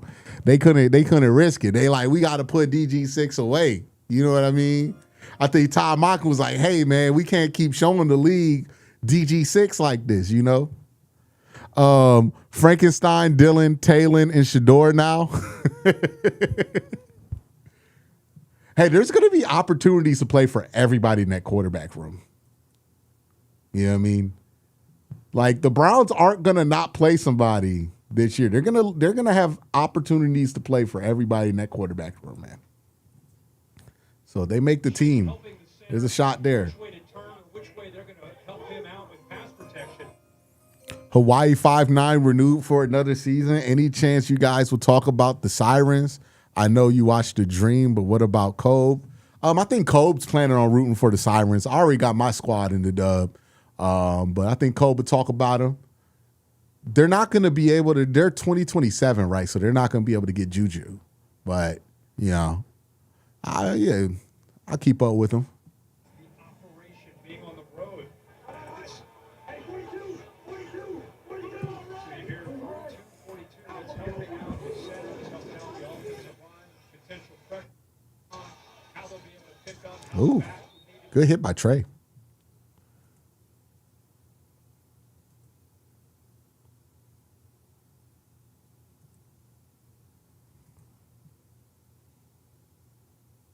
Like football 101 for a rookie quarterback. Drake May started there. Whew. All right, 1 minute left in the first half. I like that short yardage where he's yelling at guys and making sure they're in the right spot too. That's the operation of it all with a quarterback. Patriots in scoring range here. Little rush here. He's going to scramble, break a tackle, and be tackled in the middle of the field here. They're going to have to get on the ball quickly here, call a timeout, and they're going to call a timeout. 2nd and 6. Meanwhile, so this stadium. Are they showing the new stadium? 30 years because they're going out to Brook Park, near where they train in Korea, and let's look at what they will have to play in 2029. Could the Browns trade 2 first-round picks for a quarterback instead of draft one? I think every option to acquire a quarterback in 2027's offseason is going to be on the table. I think it's an option for them to potentially do what you're saying there. I think a free agent option might be available to them. I think every option available to them, they're going to go through and they're going to commit to something next offseason. It only really makes sense. They're going to keep the clock rolling here, so the Patriots got to get on the ball and probably spike it. They're granted a first down. Serious question. I haven't been able to watch the whole game. Has Dylan demonstrated improvement and ability to push the ball downfield? He did have a completed deep pass here, and the one throw he made to Luke Floria, I mean, that was a strike over the middle of the field. So, I mean, his throws have looked nice. He's not going to be, prime Jay Cutler and like throw the ball downfield all the time, but it's been fine for what you would ask Dylan Gabriel to be. The defense has at least had to respect the possibility of it. The flying Hawaiian is nuts, y'all. That's a super chat from Nally, man. The records of the old Browns. So Jimmy Brown is still all over the record book, obviously, people like that. They moved to Baltimore. They had to rename the team the Ravens. And, of course, Art Modell was the most hated man in Northeast Ohio. Long time. The other interesting thing about that, Belichick was the coach. And we did a game here on Monday Night Football in 1995, and they'd already announced in the middle of the season they're going. And that crowd was, shall we say, unruly. Yeah. Who are the quarterbacks to watch out for in this draft class? Right now, we know of Arch Manning. We know of Dante Moore, but there's a lot of guys. Messmaker might make a name for himself, right? Drake Lindsay might make a name for himself. There's a lot of guys who are talented that people are looking forward to seeing how they respond this season. Darian Mensah is going to be in this class more than likely too. He's another guy to watch. But there's a lot of young possibles in this draft class, but we really got to see them play football this year in order to get to that place where we're talking about 5 first-round quarterbacks or whatever, I hope 6 got flowers from the fans for the first half. I'm glad Dylan Gabriel gave us something happy, man. This is just a base cover, too. It looks pretty loose. They're going to run, throw, and picked off almost by Trey Avery, but there's a flag on the play. It's a hold. Hey, do you take the 10-second runoff here and just let them play with 1 second? Do they have any timeouts? And again, I would argue that this is as good of a football town as there is. They are starving for a winner here. I don't know why you would reset that. Why you wouldn't just take the penalty there. It's 4th and 6. I mean, I guess you don't want him to get another play here, but Brand new start. Yep, brand new start. Of course, in the 80s, the drive, the fumble. Yep. Remember, it was against Denver. Ernest Kleiner. how are we still talking about the drive and the fumble, bro? The two teams since 1999, the Patriots have the best record in the league, and the Browns have the worst. Yeah. All right, Dylan gets to go out there and kneel the ball. Oh, it's blocked. Good. Oh, but it still went through. 7 ticks left in the half. 27 to 13. So Jack is back. They tell me that all new season of Reacher, and a chance encounter draws Reacher into a deadly conspiracy. He must use all of his skills. I mean, all of them, and strength to get to the. So far, pretty good. We're going to see Dylan Gabriel come out here and get the. How we doing here? Yes, he needs a name and number on his back. You see it only on Prime Video. I think he lives in Nashville. Oh, really? Yeah. Will you give my apologies? I think someone tried to challenge the lad, and he didn't end well. All right. Oh, man. 7 seconds until we get to see Taylor Green's debut. Well, not 7 seconds. 7 seconds till the end of the first half. And then we get to see Taylor Green. I can't wait to see how that goes. That's a great story. Yeah, so me and my brother in 2019, we had season tickets all the way. It was close to the 50, but it was all the way up in like the 500s. And I remember that year, I realized the downside of season tickets because the people we sat next to were the most obnoxious folks I've ever been in a stadium with. Like, my brother stopped going to the games after a while because he just could not deal with the people we were sitting next to. They were so annoying. And that's when I realized, I'm like, that's the thing that kind of sucks about season tickets. It's like buying a house. If your neighbor sucks, bro, you're stuck. Like, you're just stuck with the shitty neighbor, bro. Nobody ever talks about that. They're going to look at that. Nobody ever talks about that when you buy, like when they're trying to talk you into season tickets. But like, you need to meet the people sitting next to you before you buy your season tickets. Like, that needs to be a part of it. There needs to be an interview application to this because it sucks when you buy season tickets. You're locked in for the whole year. And then the people who sit next to you are fucking assholes. Yeah, that's Al Michaels on commentary. Kaylee, who you got? Coach Vrabel, your defense, you've been trying. Greatness. Clap for greatness, y'all. Come on. Come on now. Where is it at? Yeah, Dylan.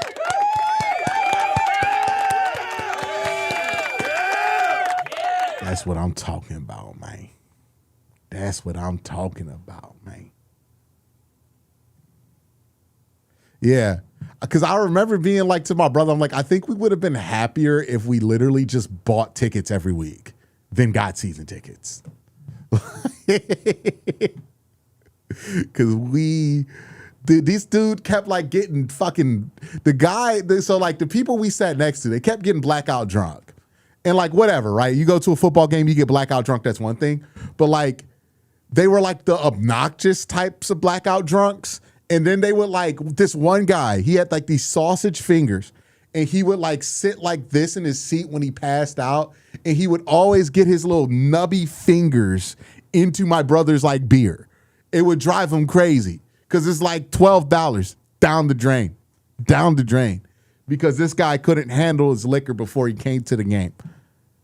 Like one time, like they sold the night game tickets and that was awesome. When they sold those tickets and it wasn't them, we loved it. But those 1 o'clock games, brutal, bro. Fucking brutal. Yeah, like brutal. That's the worst, bro. By the way, we need to establish a code. If you are in the stadium and you accidentally put your finger in somebody else's drink, you are an asshole if you don't offer to buy that person a replacement drink. Like, I need everybody in chat to understand this. That is how fights start. If you put your fingers in somebody else's beer by accident and you're truly sorry, you will be sorry enough to give me $20 to buy a new fucking drink. You know what I mean? Like, I don't care how much was in there, dog. You ruined that. You got to buy a new one. That's on you. That is just the common courtesy there. That's just how it works. I hate this Dexter Lawrence commercial that they got where he's doing this stupid dance. And I know that I'm going to hate this commercial more during the season because the Bengals might be good this year. And if the Bengals are good this year, that's going to be very annoying to watch. Very annoying to watch. But halftime, we're at halftime, and Dylan Gabriel and Luke Floria. Luke Floria got robbed from a 3-touchdown first half here. He only ends up with 2 touchdowns in the first half. The Great White Hope, Wes Welker 2.0. We know what it is. Big shout out Luke Floria, man. Where the button at? Come on, man. Come on. Exciting whites. Let's go. Let's go. Let's go, Luke Floria. Austin Barber, really good half from him. Had a couple of really nice standout plays. Dylan Gabriel, it goes without saying.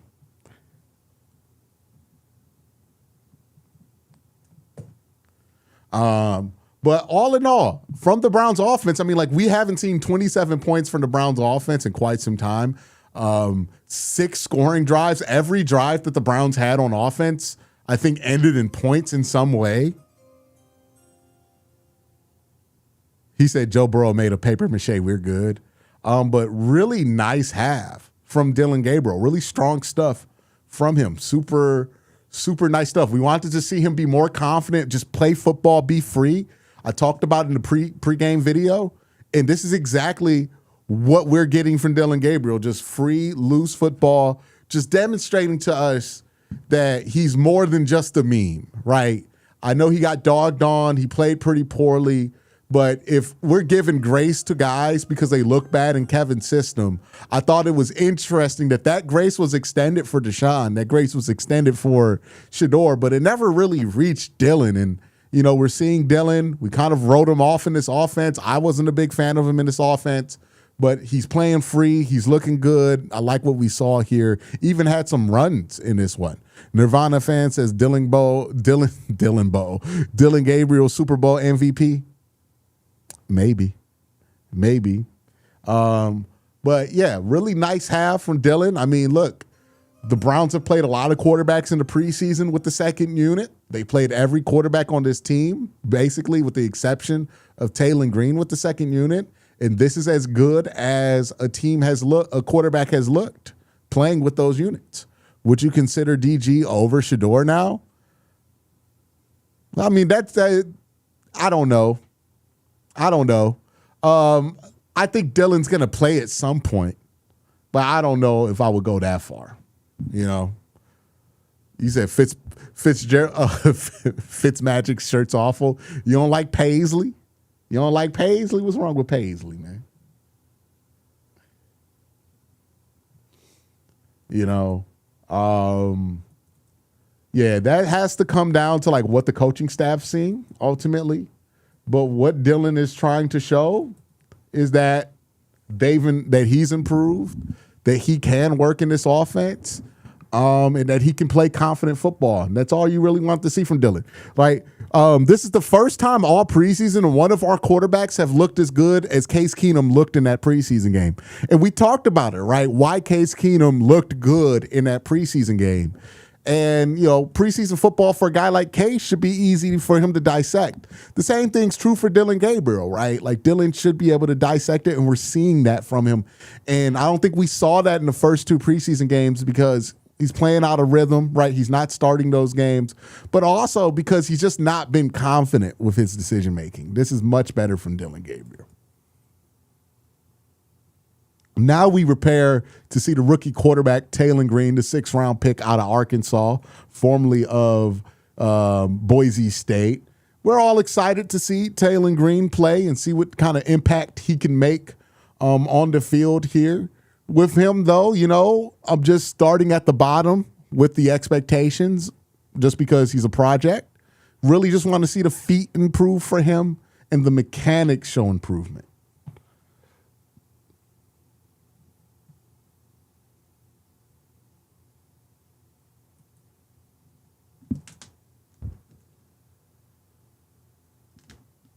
But the operation really nice from Dylan Gabriel. The stuff we'll see what Todd says after the press conference with this, right? Because Todd's never really even considered Dylan in this quarterback competition, and that's only because you can only really play two, and those are the two that everybody was talking about. So we'll see what Todd says in the press conference here. But certainly the best we've seen any of these quarterbacks look like in any of their outings. So, shout out to Dylan. 12 of 15, 186 yards, 3 touchdowns, 5 for 5 on scoring drives.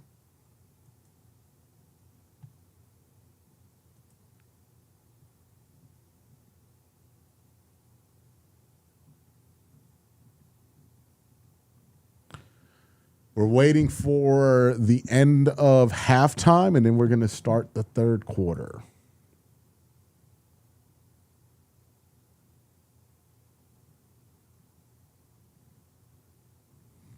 We got about 1,000 people in chat. Let me see what these likes on, though. Let me see what these likes on. Hold on. Let me check y'all on these likes, though. You know what I mean? Because sometimes y'all be showing up. Y'all don't be liking it, though. You know what I mean? I'm like, why y'all don't like me? You know what I mean? I'm like, why y'all don't like me? Hold on. We got double audio. Hold on. Where we at? 265. We got to hit that like button. We got to. Come on. Y'all don't like me? Y'all don't like this stream? Y'all not having fun? How we got a 25% like ratio? What's going on?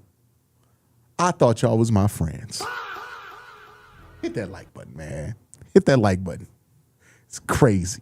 Come on now. Drop the bombs for him. There you go. Like the stream, y'all. Like the stream. Oh, man, what are the other preseason games going on right now? Let me go check that. Mr. Couch Incident says, football is back. Good to see you, Q. Appreciate you. Yeah, I'm checking what the other preseason games are, see what we've seen there. Okay, we got the 49ers and the Raiders going at it. Mr. Mendoza out there playing. See what else we have here. Oh, yeah. Al Michaels working on his anniversary. That's only something you could do on the 60th, right? Hey, that's something you can only do when you're Al Michaels and you're on your 60th. Andrew says, what does this say about Todd Monken? Is this a positive sign for QBs in Monken's offense? I don't think we need to try to extrapolate grander meanings from this. I think what this means is that Dylan Gabriel's playing with confidence and he's doing a good job of going pre to post snap, and he's getting the ball out on time and he's letting the offense work for him. I think that's just what we're seeing. I don't know if it means anything grander about the offense or anything like that, because the Browns really aren't running anything that special. But it just means, hey, they're getting good play calls in there to beat some of the basic coverages that they're seeing, and Dylan Gabriel's doing a good job of executing on time here. SCXCR says this isn't the like button, but does it still count? I mean, it counts, but how can you can just also hit the like button too. You could drop it, get your super chat in, and then hit that like button. Christopher Bell says, Dill Dog, Hawaiian Flying, Aloha Cannon, the Micro Machine is nuts. The Micro Machine is absolutely unhinged. I need everybody to understand that. Unhinged behavior. Right now, there are 4 preseason games scheduled right now. It's the 49ers and Raiders playing each other. The Browns and Patriots, we're watching that one. Bills, Steelers, that one's coming towards the end. And then the Rams, Chargers play at 10 p.m. tonight because they're on the West Coast. That makes sense that the Rams and Chargers would play. All right, we're waiting, and we're going to get to see 6'6", 245-pound Taylor Green in the Bills.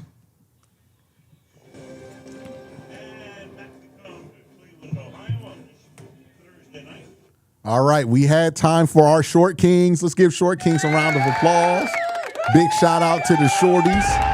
Come on, give it to the shorties, y'all. Clap it up for the shorties. All right, it's time for the tall guys. Tall guys, tall guys, big lines. Let's go, touchdowns. We going from 5'6" to 6'6". Let's go. McMillan's getting his interception taken away sucks. Also, Steeler fans don't hit the like button. What do you mean, Rex Fortune? Nah, if you a Steeler fan, hit that like button because you here. You here despite the fact that I'm a Browns fan. If you're a Steeler fan, you know what I mean? So you really like me. Hit that button, man. Hit that button. Ain't no excuses. Come on, son. Dylan Gabriel, and I've started more games in college than anybody in FBS history. I'm sitting here thinking, he told us uncharted territory, sitting back watching, and then he puts that out. Kevin ready to trade a third for Dylan Gabriel. I really don't think the Falcons are going to call because they have a surplus at quarterback right now. They have two guys that they're going to have in the starting picture, Penix and Tua. And then they have Cooper Rush, and then they also have the kid Kyle. I think his name's like Kyle Brandt, some shit like that. But he's been playing really good in the preseason, so they're not going to come calling. They're going to have a hard time rostering their quarterbacks. DG has been given the worst treatment and is playing the way he wished to have seen from 2 and 4. Floria looks like every Pats receiver from the 2010s. I think like he might be good. Like we really should roster him. Wish Alan Linda a happiest 60th anniversary. How cool is that? I mean, to find your soulmate, the love of your life, 60 years. Congratulations to Alan Linda. Now Dylan Gabriel. What a great half. Happy for him. Guys played well around him. Certainly took advantage of his opportunity. Thank you so much, Todd. You bet. Todd, That was great. that was very cool. So Todd he's 60 years old. Right. He was in the crib and we're walking down the aisle. That was very cool, man. Thank you. Thank you. First thing on his mind. It's a Dylan Gabriel with his 5 series and 5 touchdowns or whatever. That in a second. Probably done. All right, defense, let's get off the field here so we can put in Taylor Green. All right, third down here because we're back. First time he was 8 of 12, so now he's thrown 9 out of 13 complete, but only for 60 yards. Yeah, and again, one thing about what he's being put into position to do is just learning every single day. You know, being out there, changing for the college game, a lot of gun to under center, snaps count. 3rd and 1, fighting. See where they spotted here. Haskins again. Doc J04 with a $2 super chat. Appreciate you. No, first down. They've had enough of the virtual measurements. Yeah, that was clearly a first down. All right, new set of downs here for the Patriots to start the half. We kind of get caught up in the 13:22 left. these teams 2 weeks from now, but you know, the great teams build depth. And how do you build depth? You do it in camp, and you do it in games like this. Good rep there from the D tackle 68, and he gets a sack. Who is that? Tyreek Williams? No, he's hard. $6 Canadian from Shaft, who says last summer when talking about DG, you referred to us short kings. Don't envision you 6 feet, sub 6 feet somehow. How tall are you? I'm not tall. I must have a tall torso or something like that. Because everybody thinks I'm like 6'3". I'm like 5'8". I know, Aura killed. Bro's short. I'm going to log off now. Damn. Q's 5'8". Ah! I must have my seat on a high setting. It makes me look taller. Because you're like the 400th person to say that to me. All right. 5'8" ain't crazy now. Y'all ain't got to be like that. I ain't gotta. Nah, stop that. Hey, who's on the soundboard? There you go. There you go. Good play. All chest, no legs, chat. What's going on? What's going on right now, chat? We was having fun, chat. What's going on? Christopher 68, let's go. Dang, y'all packing me up? They going for it on fourth and nine? No, they punting. Honey, I Shrunk the Content Creator. That's fucked up. My feelings are legitimately hurt. Uh-oh. Oh, shit. Oh, shit. No, no. No, forward progress dead. Goodness gracious. This is what happens when you put a tall person in at quarterback. You start having shit like that happen.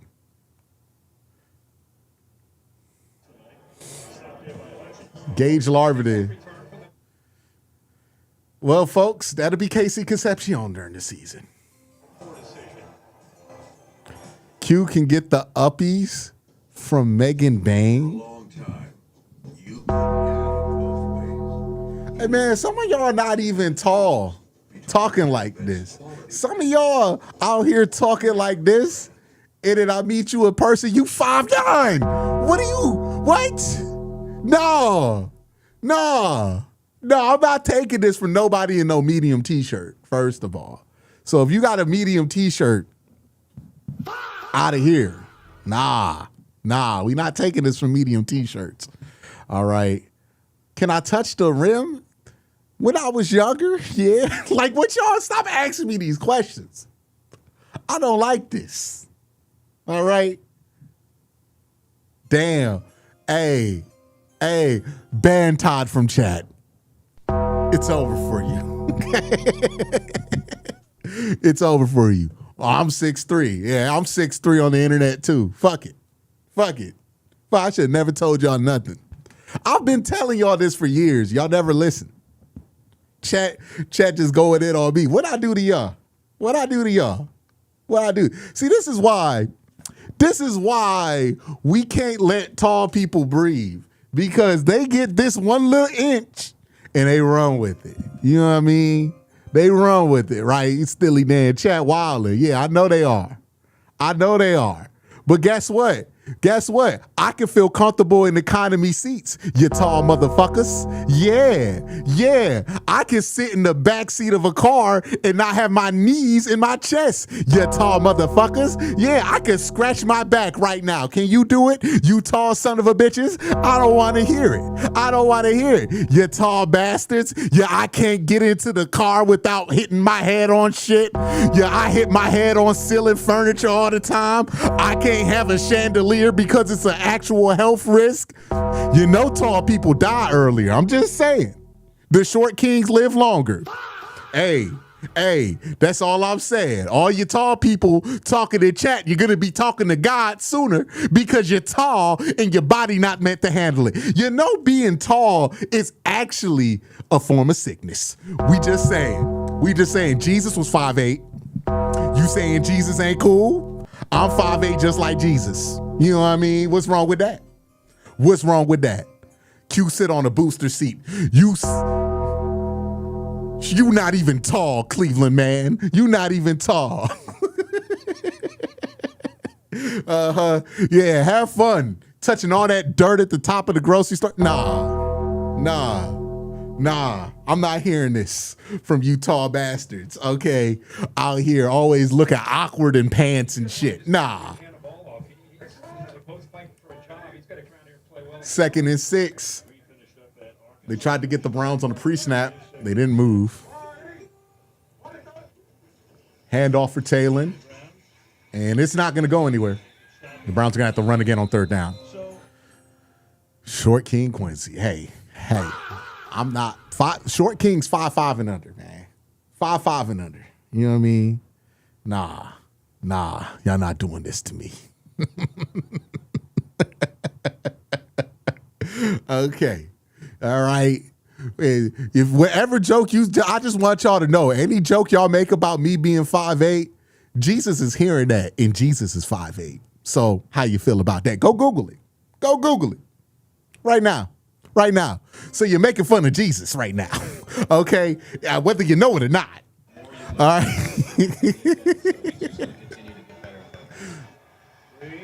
Laser McDanger says, it's okay. I have my TV mounted high up. You're good. That's crazy. That's crazy.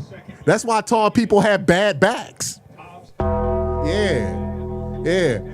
You ain't got to wear a booster seat, but you got to buy that shit for your car seat so you can be comfortable. You got to buy them fucking rollers and shit so you can actually sit in your car without your back hurting because you're tall as fuck and you can't grab nothing from the ground. Hurt back ass. Yeah. Yeah. Big as fuck. I got to get size 18 shoes and they don't have it in the store ass. Like, oh, we not doing this. Always complaining about the seat being uncomfortable because you're too big for regular life.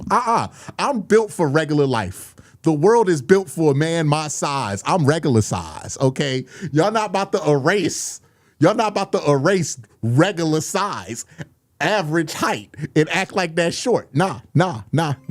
Okay? You know what I mean? Why y'all making fun of the average man? That don't sound cool to me. Freddie Swift with a $2 super chat. Wish they had that inch we all tall people take. Ooh. Yeah, I mean that's a rough first series for Talon. A rough opportunity. I mean, not really rough for Talon because he didn't really get to do much. But when the ball's backed up there, you can't really run any of the offense. People playing GoldenEye rules, no odd job and no Q. That's crazy. That was a deep pocket pool that you had right there. That was a deep pocket pool right there. You know what I mean? And by the way, when I saw Dylan Gabriel and Kent, we looked at each other eye to eye. He wasn't looking down at me. Y'all crazy. Me and Dylan Gabriel we wasn't eye to eye, but we was close. It was regular head range because I'm a regular size person. All right. You know what I mean? I could be a running back. No, dude. I'm saying I look up to you on my TV. Okay, I appreciate you, Laser. You know what I mean? But it doesn't matter if you're looking up or looking down. You know what I mean? All heights are important and cherished there. Hey, bro, don't ever call me snack size. Like, nah. I might have to fight you on that. Like, nah, we not doing that. Don't do that. I'm banning you from chat now, dog. Nah, that was crazy. Don't call me no snack size. What? What? Like, I call no other grown man no sack size. I gotta shoot you. Jameis Winston was the starter. He was suspended for the first 3 games of that season. Oh, so all you did, you throw for 1,200 yards and you're back on the bench. That's crazy. And a sack for the Cleveland Browns as they'll get off the field and hopefully get better field position. Oh, wait, we go to a commercial. Is that Justin Jefferson, the rookie? Love from the Martin Culture War. Appreciate you, man. And you went to Harvard, so I assume you know what sagacious means. Yes, I do. Shout out to Youngstown.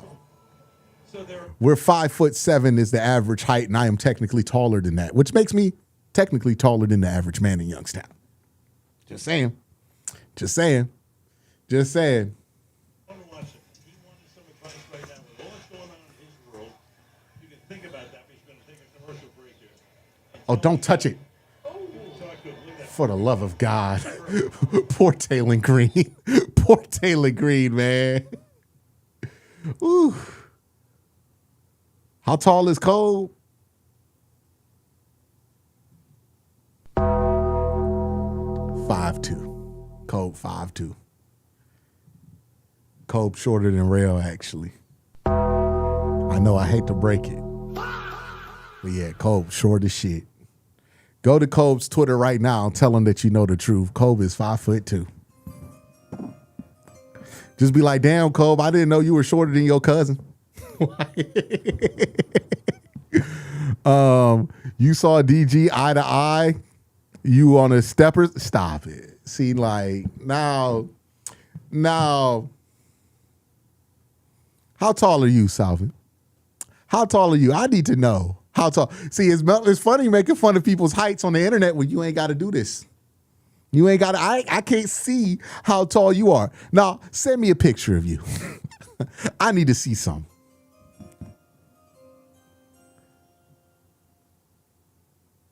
No, G Bush is legitimately like 6'5", y'all. Like G Bush is actually like a really big guy. He's like 6'5". Regular size Q, regular size. Because like me and G Bush, I think my first year at camp, we went and we talked to Miles after practice. And like him and Miles like were dapping each other up, and then Miles came to me for the dap. And I'm like, well, this is gonna be an adjustment. Like, oh shit. Yeah, he going to dapping up 6'6" to dapping up me. That's not gonna be normal. Oh, Green hasn't really played yet because the Browns keep getting the ball stuffed at the 1.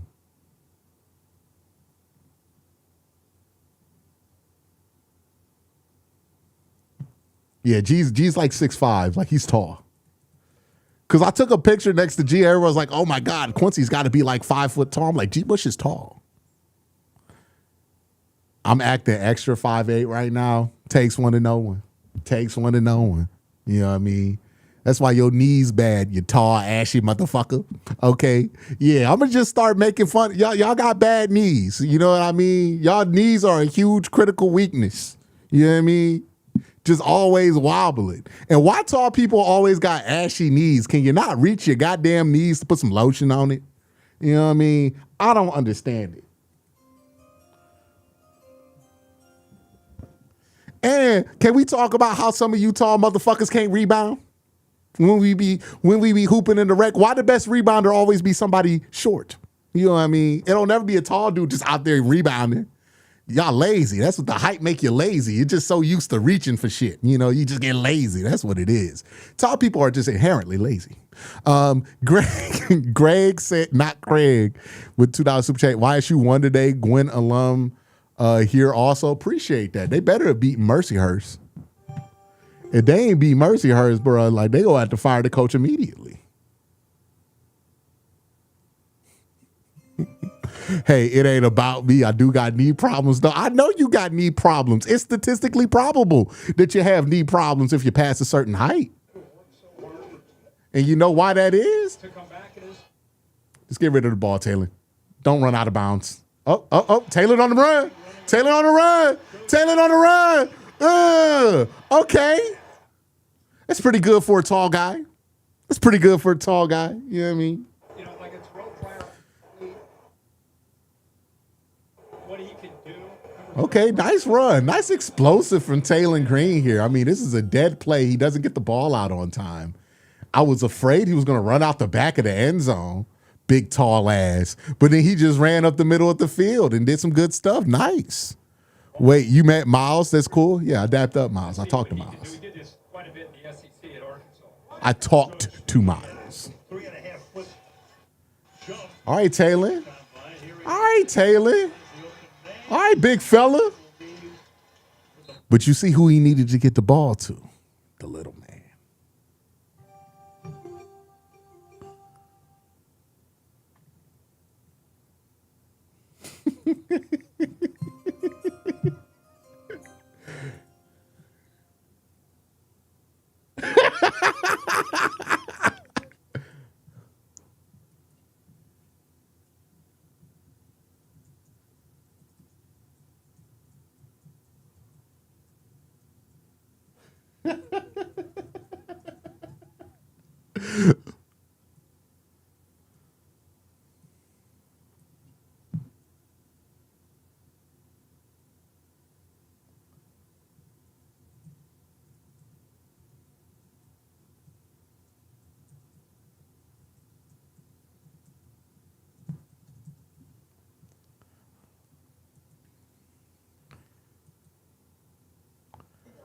Gonna make a jump from his first I think there was a super chat.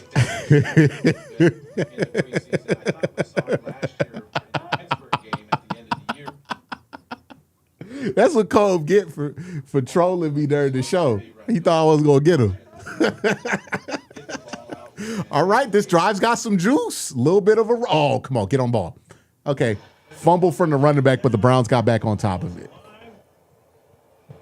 But they recover it.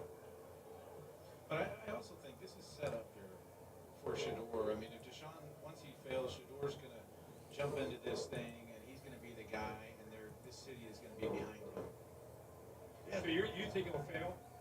Yeah, and it's going to happen. I mean, Shador's playing this year. I think all three of these guys. I think Gabriel's going to have a chance to play as well. Oh, he was down anyways. On the roster with a lot of You're over 5'7". I didn't know they stack shit that high. Wow, Allie, man. That sounds like somebody who can't tie his shoes without assistance because you're too fucking tall. You know what I mean? Like, you ever think about the normal stuff for humans to do and how inconvenient it is for tall people to do these things? And you don't ever ask yourself if being tall is actually like a glitch. You know what I mean? Like, it feels like it is. Like, you can't tie your shoes without a little shoehorn. Like, y'all got to buy shoehorns to put your shoes on and shit. That don't make no sense. That don't make no sense. How are you not flexible enough to do that? It's because your body too big. I'm dropping my son off at Harvard for sophomore year. That's right. You be having to buy extra deodorant because your body get twice as musty because you tall. You ever realize tall people be musty as fuck? That really be the case. Tall people be musty. High-ass armpits just spreading that funk through the room like an air freshener. It's disgusting. It's disgusting. And let's keep it a beam. Let's keep it a beam. Everybody loves tall people until they at the movie theater or until they at a game and then they see a tall person about to sit in the seat and you praying to God he ain't sitting in front of you. You know what I mean? Or you in the airplane and you see the tall dude about to sit next to you, you be like, damn. You know what I mean? They be all tall and shit, can't fit into the seat. It'd be awful. Why are you flying coach? You know what I mean? Just disgusting stuff. Insecure, just hating, all love, Q. Wow, Dominic. Wow. Is it because you can't find a standing desk your size? You're sending this hatred to me? You know what I mean? You mad because you got to pay extra for all your shit to fit? Like, hey, that's not my fault. You use more fabric. You know what I mean? Should have been shorter. Should have ate less vegetables, tall ass. Oh, tall, healthy and shit. No, you should have had more junk food.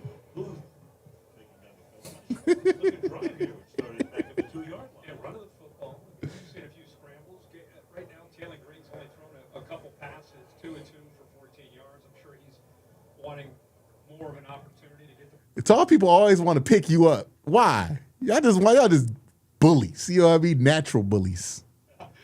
Natural bullies. 2 minutes to play in the third. Preseason winding down. Oh. Made something happen. Third and short. Good drive by Taylor Green so far. Operating the offense pretty smoothly. How can I tell you, man? Yeah, right. Stadium seats around 70. I'm guessing tonight. 8? I'm calling What it do you think, I'm calling it 17, 9, somewhere between there. All right, trips left. Down at 4. Motion over. See the check? See the check? Ooh, gonna have something going here. Nice. Sleeping Snore Laxative says, what do fighters say to do during a fire? Get low. Tall people are closer to the smoke and carbon monoxide. Exactly. Tall people are useless in an emergency. They just be in the way. The best way a tall person can help you is get behind them. You know what I mean? Be falling. They get all the way. Nah. If you can't play basketball and you're tall, you have no purpose. You know what I mean? Life was not made for your big ass. You know? Like your tall ass try to buy boneless furniture. Why? Why do you think that's going to work for you? That's not for you. That's not something that you can enjoy. You know what I mean? You can't buy no boneless couch from IKEA and just let that shit grow and then you sit on it because you too big. You got to buy a real couch.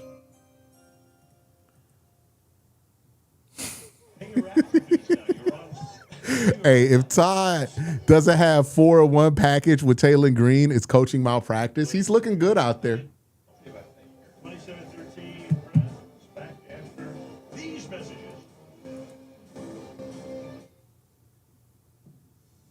The Green Lantern needs to be fearless. Earth is not on the extinction list. You're only gonna get one shot at this. The time has come. Got another super chat. Appreciate you defending all of us normal folks. Yeah, thank you, Stilly Dan. You know what I mean? The world is trying to convince you that 5'8" is short. 5'8" is an average height. You know what I mean? Y'all TikTok done got y'all mind skewed. You know what I mean? Like, that's not short. That's average height. And we fighting for our right to be defined as what we are, which is average height. You know what I mean? And look, if I rob the bank, you know what the police will say on the scanner? We got a robbery here. Height average. Average height, because I'm not short. Okay. Dragon the Abandoner says DG QB1, Green QB2. I've seen enough. I mean, that might happen at some point, man. Like, we joke, but that might be reality. 5'8" is tall for a woman. Stop it. Stop it. See, y'all just be saying shit. Y'all just be saying shit. But I get it. You know, the air is not as clean up there as it is down here. So y'all got brain damage naturally. You know what I mean? That's all that carbon monoxide poisoning y'all get naturally. You know what I mean? That's why all the that's just what happens. You know, tall people are naturally brain damaged. And it's our duty as short people and like average height people to not make fun of tall people for that disability. You know what I mean? They just be breathing bad air. They get that air into their lungs early and then they become dumb. You know what I mean? It just is what it is. They can't help it. Gustav Farrell says, I guess that's why LeBron was great. He had to afford tall people stuff. Words up right. You know what I mean? Like, I ain't never seen the best scientist in the world be 6'10". You know what I mean? You know what I mean? That's what I'm saying. They're not breathing good air up there. They're breathing that bad air. Snore Laxative says Tom Cruise and me are both 5'6". That's actually short. But you know what? I'm fighting for you too. I'm fighting for the shorties too. You know what I mean? I'm fighting for the shorties. Fourth quarter, Al Michaels, Kirkham Street. Shut up. I could get on. Hey, there's not a roller coaster in the world I can't get on because I'm 5'8". That's crazy. Side on this long drive and out of bounds. Wing T offense with Green is the future. I'm 5'8" too, and I always find my shoe size. Yeah. Yeah. What y'all know about that, tall people? Always got to ask, y'all got this size in the back? Because they ain't got that shit in the front. They'll never got your shit in the front. Fuck out of here, tall ass. Using twice the labor. What you can do with running the football, you got to force him to be able to cut back inside or not give him that lane to the outside. 3rd and 1 here. Are they just going to sneak it? Yeah, just use his big ass. Tall people give you weather alerts, though.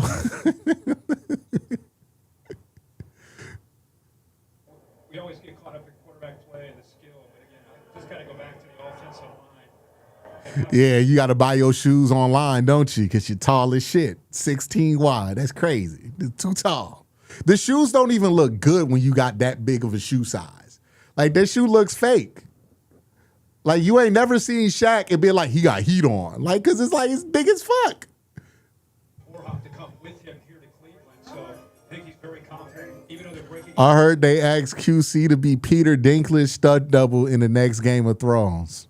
Hold on, wait. Touchdown. Touchdown. Let's go. Let's go. The ass whipping continues. We're here. We're here. What a drive as Green makes it two.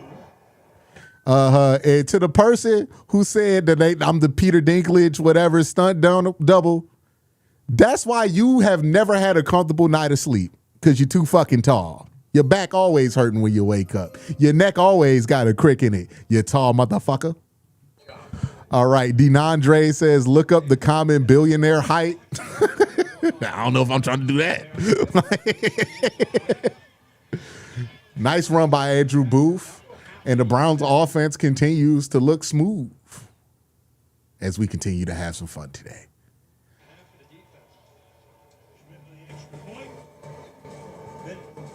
And let me not even talk. If you tall in chat right now and you making all these short jokes, but you can't dunk, you a disgrace. I'm not about to take any slack from a tall person that can't dunk. Tall as shit, can't even get the ball in. That's their whole purpose as a tall person, is to dunk. You can't dunk? I'm not trying to hear it. We're not trying to hear anything from those tall people out here. You can't dunk. Your purpose is served. Nah, that's the only thing. Dunk that basketball. That's all we want to see. Tall ass. Weird. I tuned in to hear football. To hear about football. Well, you're hearing about tall people. All right. Yeah.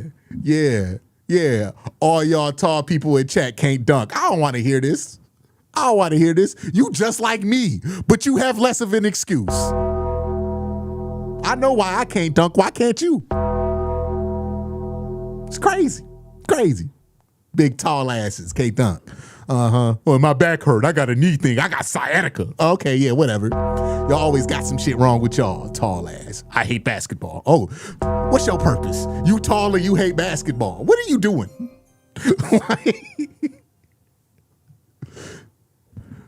Tall people, how about them knees? Always got to use the knee pads. You know what I mean? Tall ass.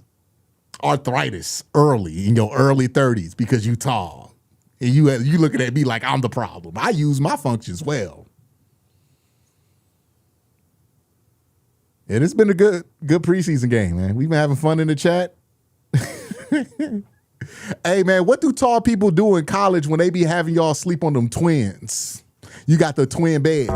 You be trying to push your shit together, okay? Cue shots at the Baby Gap and Kids Foot Locker. Okay, well, at least my shit in stock. What happens when you need clothes in a pinch, Chef Capone? Can't get them. They don't stock your ass at Target because you're big as shit for no reason. You know what I mean? Always, you big motherfuckers always got to buy SUVs and pickup trucks because that's the only cars that fit. You're road hazards. Okay, that's what you are. Can't ride a bicycle without looking weird as shit. Yeah. You can't run for fun because you know my knees be acting up, tall ass. Ain't nobody trying to hear this. I'm the same height as Jesus. You the same height as Deshaun Watson. I know who I'd rather be. I serve society by reaching top shelves for folks. You serve the purpose, expensive freedom of a step stool. We solved the problem. We don't need you anymore. We got step stools. You know what I mean? Woo. Yeah. Thought it was sweet in here being tall. Nah. Green playing how we thought Watson should have? Honestly. Honestly.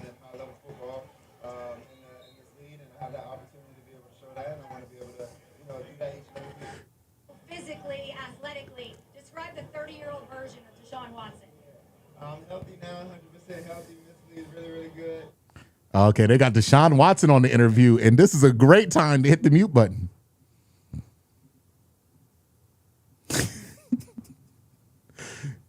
Your shoes rip on vacation. You fucked, ain't you? Yeah, tall for no reason. You be wishing. You be looking at them size 10s like, damn. I know you do. You think about their first 3 games. Watson line is crossing the line, dog. Hey, he's your brethren. That's your brother. You know what I mean? When you defend tall people, you're defending Watson too. Doesn't matter who the quarterback is. Right. They come back and you have Carolina, then a short week in Pittsburgh. So, you know, you want to win all your games. That's a tough start. You know, if you could somehow, pie in the sky, somehow you're 2-1 on a Listen to Short People by Randy Newman is crazy. Man, I don't need this. I'm not about to listen to Randy Newman talk about me. Famously said, winning is the greatest deodorant. Come on, Logan, get him.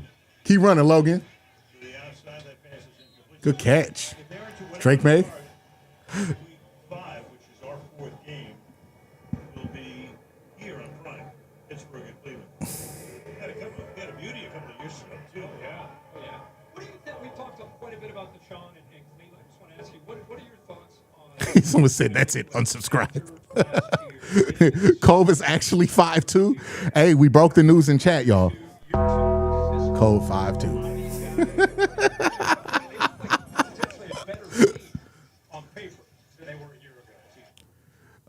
Chef Capone, QB fighting with 10-year-olds when the shoe dropped. All right, Chef Capone. How you cooking in every kitchen you too fucking tall for?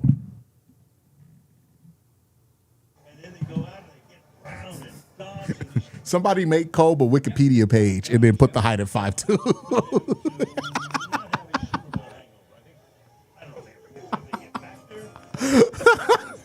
Barbara at guard is good. He's a monster. He's been having a good game. Well, he had a good game. I think he's done for the day. We get to see Taylor Green from a normal drive here. Remember, that first drive came all the way backed up from the 1. So really nice first extended drive.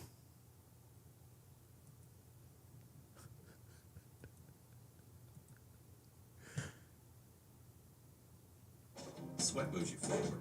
We'll make sure it never holds you back. Agree. Here for Sweat.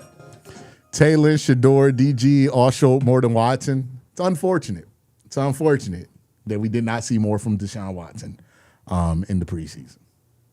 But he'll get the regular season to show us something.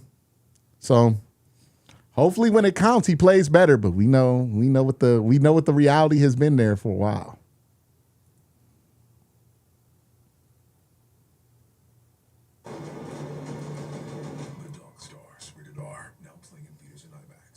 In August, a Subway employee named Mark drizzled hot honey all over Doritos chips rotisserie. 4-0 looking possible. Good old preseason optimism, man. Shout out Mighty. Mighty's back in chat, man. Clap it up for Mighty, y'all.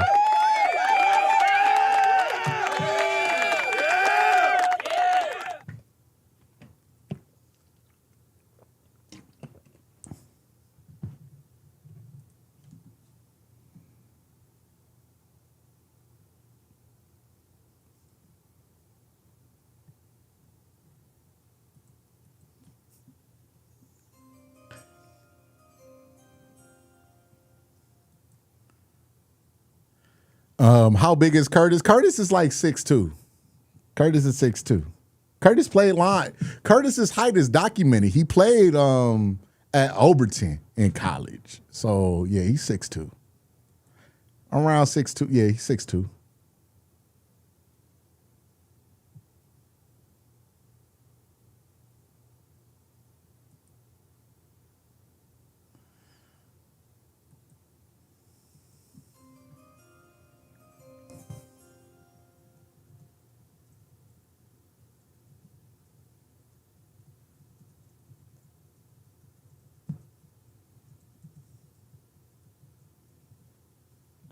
My super chat donation is Q's actual height. Wow. So the CIA is in chat.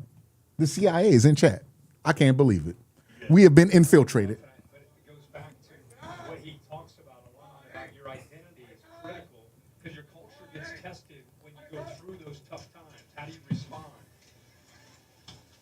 And they use the Baltimore. I was talking to Zach Kern. I said, you remember when this defense changed? Like, when did it go from being a young defense trying to find its way? And he said, I think it was the Baltimore game last year.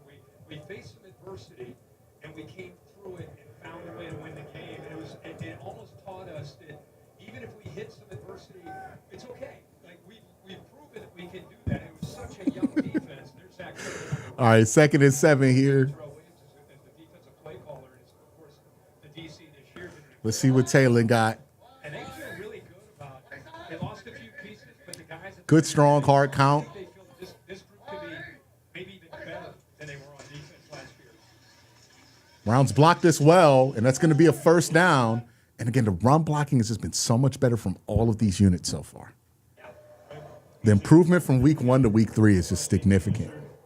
Back away. That's how Kirk got the job, and now he is back and also very healthy. Yeah, it's awesome. And I would say with Terrell Williams and Zach Kerr, one of the big things that I think is underrated about this staff is the continuity.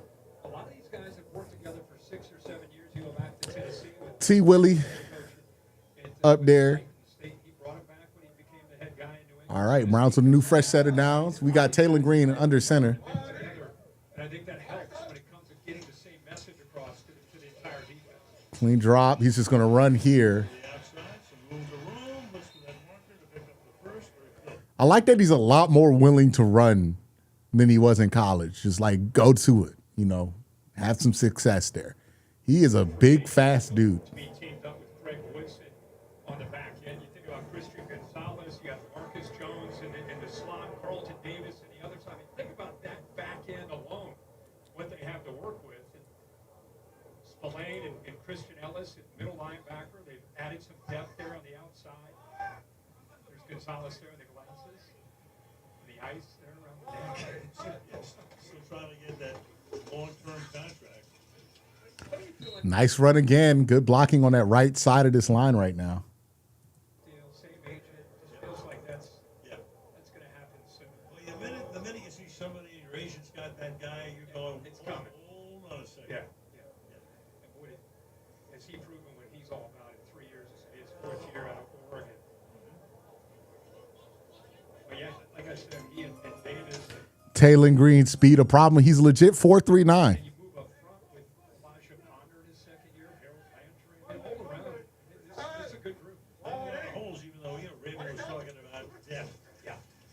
Good cut. Booth's having a nice game so far. Let's write that down.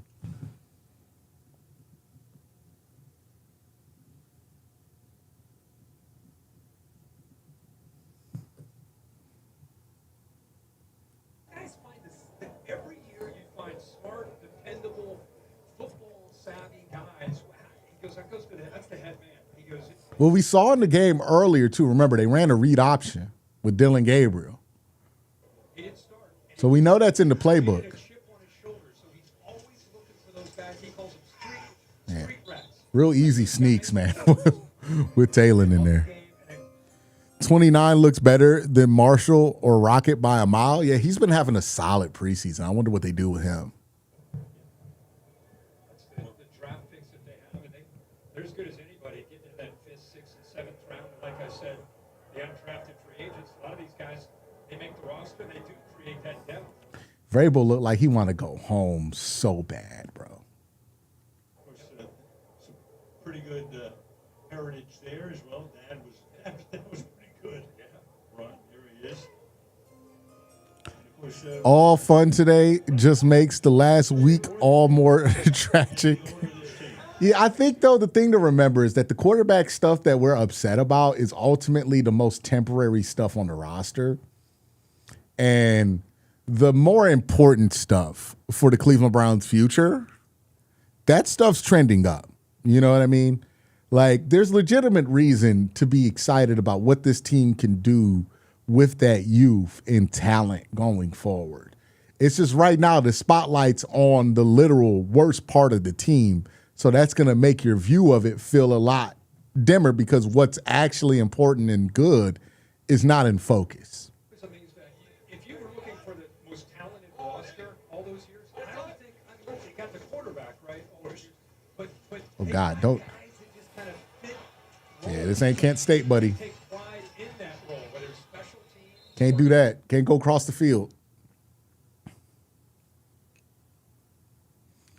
I know people say that a lot, that the Browns have had youth and talent before, but like not like this, quite honestly.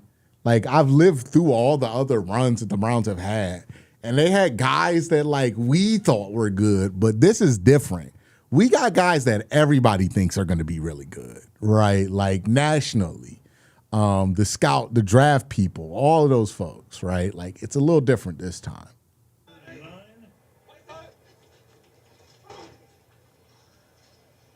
Oh, almost intercepted. We'll take the field goal attempt.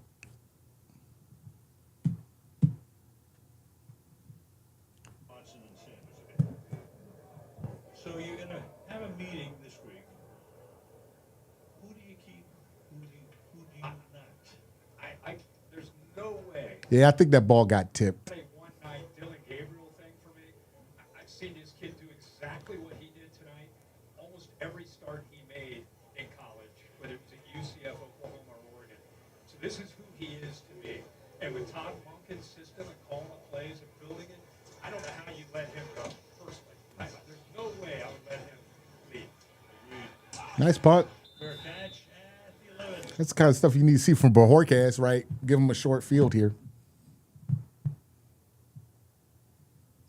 Be interested to see if the Browns keep all four.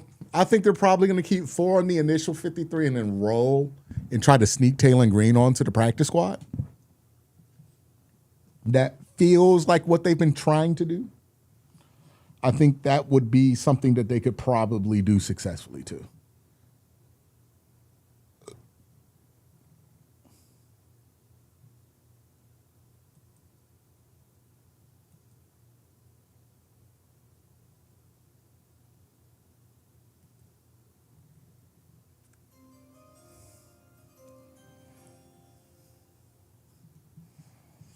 Vrabel had the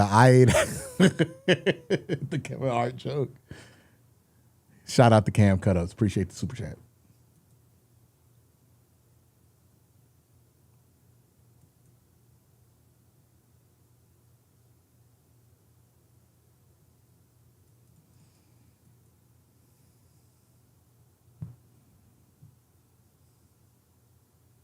Ooh, that was a rocket by Justin Herbert.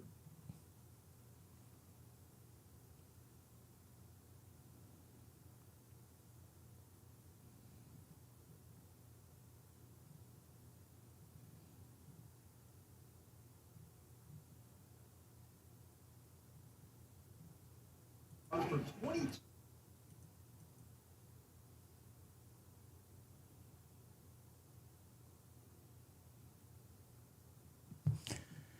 All right, we're in the last 6 minutes of the preseason. You know what I mean? This is where you send your last hopes for the year and who do you want to thank for the preseason? You know, we've had some fun stuff from Luke Floria. You know, Dylan Gabriel giving us one hell of a half of football. It's been an interesting preseason, not one without controversy, but also not one without intrigue. As you look at the girls' high school flag football team, including McKinley High School in Canton, alma mater of Josh McDaniel and Dan Deardorff. No way. Oh, yeah. Kidding me? Yeah, I didn't know that. There you go. All right, good one. Have to learn something. Andrew Whitworth, ladies and gentlemen. So I told you Fitch is in contention for an Emmy. Okay. You better bring your A game. Okay? That's all you have. As long as you don't say sagacious. Ohio State. Listen, I went in the SEC. You think we can get one more drive here for Taylor? I'll need a TV timeout if you say any of this. Put it down. Anyway, I'm interested in the Cleveland Browns offensive line. 5 new starters, 5 guys who come from everywhere. How hard is that as a unit? Do you ever have 5 new linemen with you or 4 others? Not that many. I mean, when you really think about it, I think that's part of this made such a decision for Todd Monken and Deshaun Watson is that you got 5 new guys. You need some kind of stability. So I need a veteran quarterback in there. At least he's been in the moment. He's been on the road. 6 of their first 9 games are on the road. You're going to need, hey, none of these guys have worked together. They had one practice, the one joint practice they had is they went on Oh, man, I'm tired as fuck. go with each other in a lot of settings. So that's the challenge for this team early. Can you talk for the fans to understand that they see players and they say, oh, this guy played here, this guy played here, but developing 5 is one, and how long that takes, how realistic that is, where you can communicate on the road and make sure we're all on the same page. How tough is that to have 5 new guys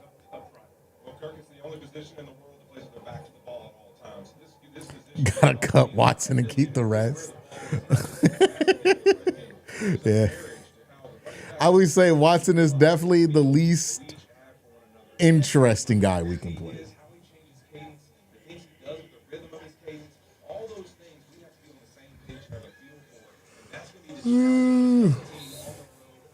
First 2 games. And is that something that just through repetition and film study and mistakes? And is that something by Hopefully we get one more drive here for the offense. I don't know if you've ever been on a group where it's 5 new guys. I've had some young guys. I think really when you talk about it, this silent count when you're on the road, you said that first 2 games, it's getting a rhythm for how does the center move when that silence is coming. Because I'm staring at the ball the whole time. So now I got to be able to hear the quarterback, understand the checks, the changes that we made. Just imagine if Dylan Gabriel was 4 inches tall. He'd be 6 foot. No, let me not do that. Let me not do that. He's with 6. If he was 6'2", interestingly enough, I think he'd be the same quarterback, like for better or worse. You know, like I think him being like noticeably short makes people notice it, but like him and Luke Altmaier aren't that different. And Luke Altmaier 6'2". You know. Let's see what happens on 4th down here. Q, you're a real one for doing these preseason streams. Downfield Dylan forever. DFD, bro. DFD. Hold me down. Come on, Logan. Get the sack, Logan. Picked it. Justin Jefferson. Oh, he's got a mob. Oh, my goodness. Oh. Oh. 68 killed one of our guys. Did you see that? Don't go anywhere. Coming right back. Oh, my God. Thank you for the super chat, Nemi. Oh, my goodness. Did y'all see that? Oh, my God. One of our D linemen just got jacked. Elevator shoes, but cleats. Oh, we talking about Dylan? Look at it. Oh, I hope they show it. But the motor by Logan Fano creates this bad throw. So that's a Logan Fano play. He just did not give up on the play. The motor kept going, and then 68 Crownover just, oh my goodness. Crownover just murdered Nathaniel Watson. My God. Toss, sweep right. There's some space here and a nice cut by Booth. Booth staying on his feet after a couple of hits. Looking pretty good here. So Will Campbell took a lot of heat, especially the end of last year, especially the Super Bowl. Is he Hall of Famer to be? What would you tell Will Campbell at this point after last season? Probably already do. You probably do. Yeah, I think there's a lot of things. I think first and foremost, I'd say hold your chin high and remember something. How many rookie left tackles have started opening day 1 and finished the season as the starter in the Super Bowl? It ain't a long list. So I'd be proud of what you've done. Now let's talk about accountability. How can we be All right, 2nd and 4. some of the ways you could have been better, handled it better? I think he's done that all offseason. He's talked about I could have been Good run here, and it's going to be 3rd and short. Lane Johnson, Tristan Wirfs, and some of the guys this offseason. He's talked about physically how good he feels. I got a chance to visit with him pregame. I think Floria should legitimately make the team. You tell me if I'm missing this. Before the injury, he was top 10 as a left tackle in his pass pro, in his rate. And then after the MCL injury, obviously he was 50th. So what's it like? Did you ever have an MCL like that? What would that do to a young guy, not only trying to deal with the quickness of the defense, 3rd and 3. but now dealing with an MCL injury? Play action boot. First level fell. We're just going to throw it out of bounds. Yeah, the play got messed up. Booth has some of that Kareem Hunt balance. It reminds me more of Dearness Johnson. Right, how Dearness Johnson had that great contact balance. Talk about how they played him.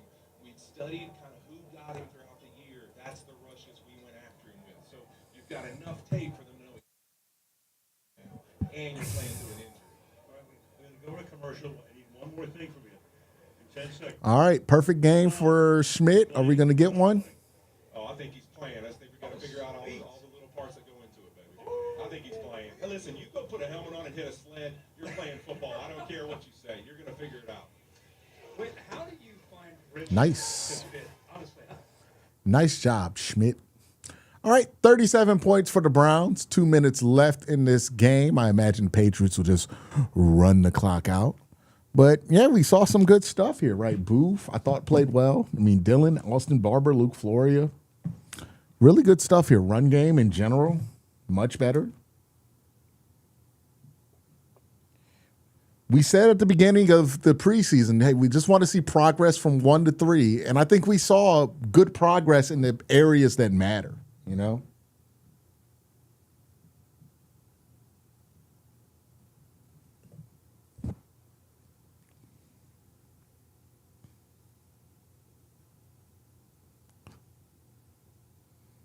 I think from Taylor Green's standpoint, you saw some good things from him.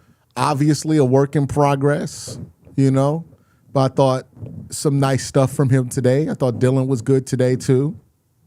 Solid work today. I know Todd wanted to put a big emphasis this week on finishing these games because he hasn't liked how these second halves have just gotten away from him. And good job from Todd there too. Dearness in that Broncos game, yeah, I see what you mean. Yeah, maybe it's him wearing like a similar number to Dearness is making me think about that, and he has like similar swag to Dearness. But really, really similar stuff there, right, with the hard cuts and everything. Schmidt, I think Schmidt had a good game too.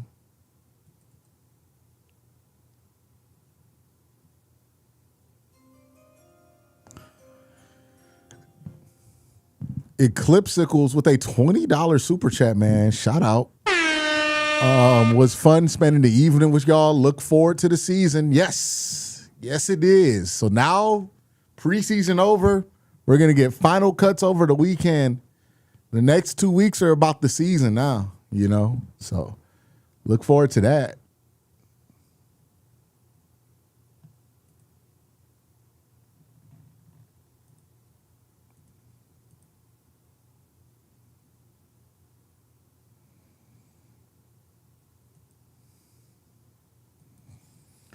Well, we got about, 2 minutes left in this game?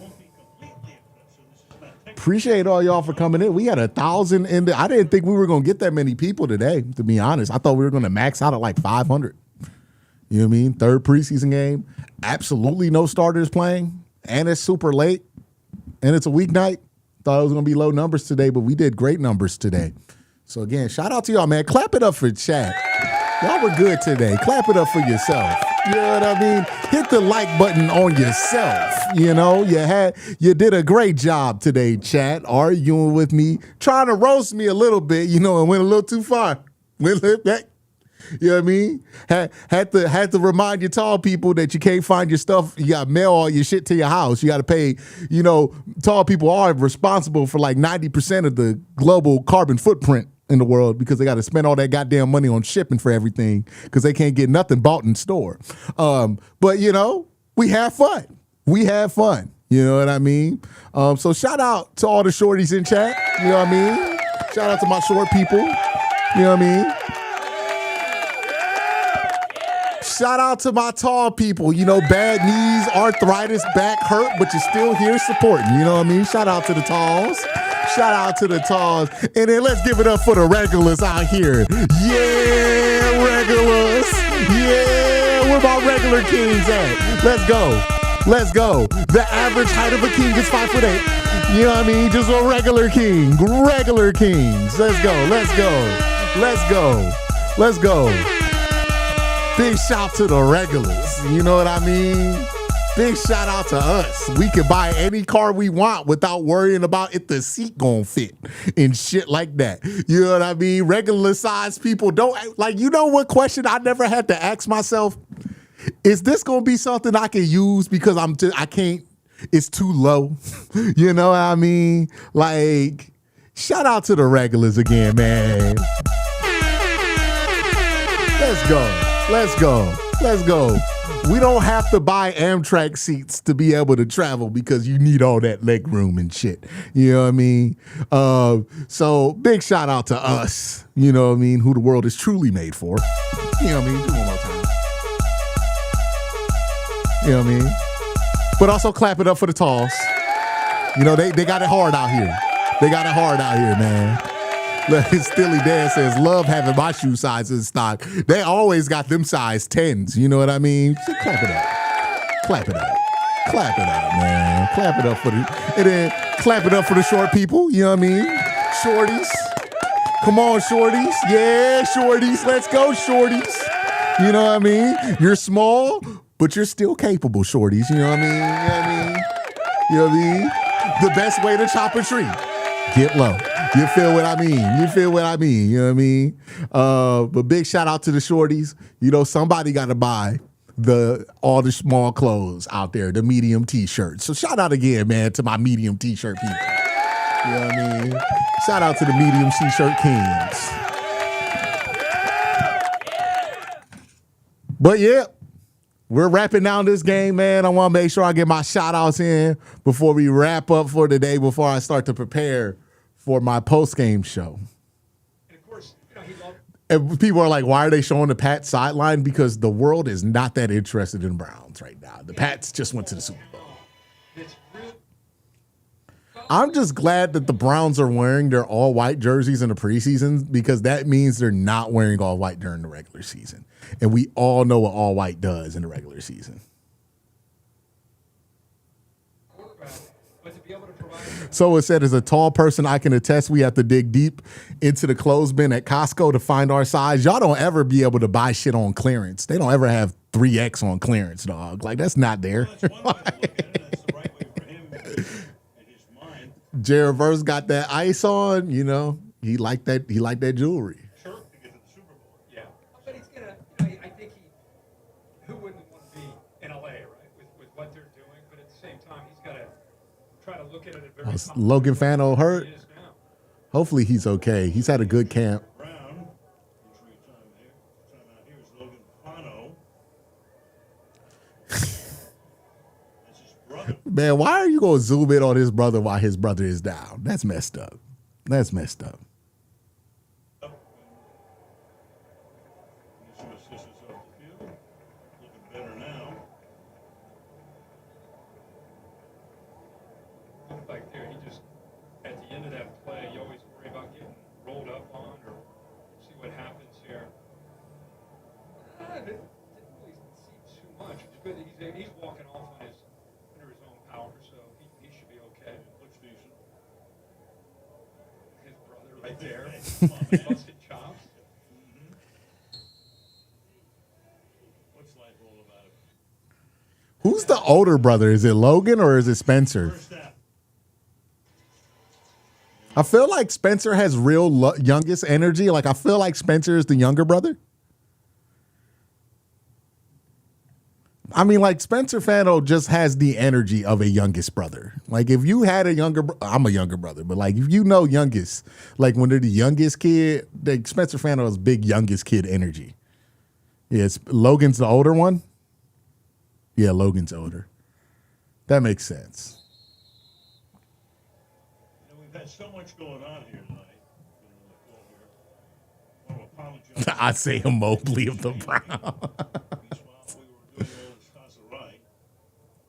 He's caught 8 balls tonight. 8 for 70. Right. Number 67, offense. The clock was running. This foul requires a 10-second subtraction.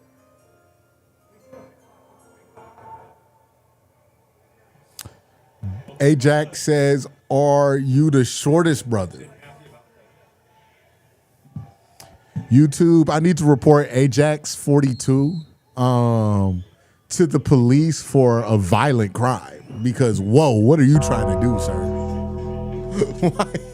like that's like a death threat. Like, what are you doing? Well, whoa.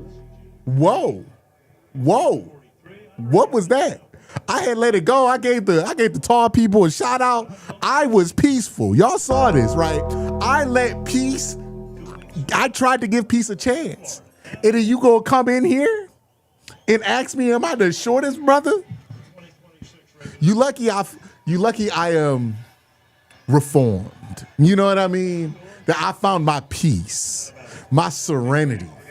You know, so I will not fire back. But I'll remember you, Ajax. I'll remember that violence. Christopher Gustafaro says trading Miles meant we lost out on Miles and Spencer Fano's bromance. Social media team would have had them trading Pokemon cards. That would have been fun. That would have been fun. Justin Rogers, 1944, says with a $5 super chat, sad to say this will be the most exciting Browns game of the year. Hey, man, we play a Thursday night game at home, and those are usually fun. We'll have fun again. Look, we're going to have fun this season. It might not be a 10-win season or nothing crazy like that, but we're going to have some fun this season. We're going to have some. Once we get past the ugliness that is the quarterback situation, we're going to be able to have some fun. A lot of good young talent on this team. I truly do believe. That's crazy, though. You know what I mean? Because, but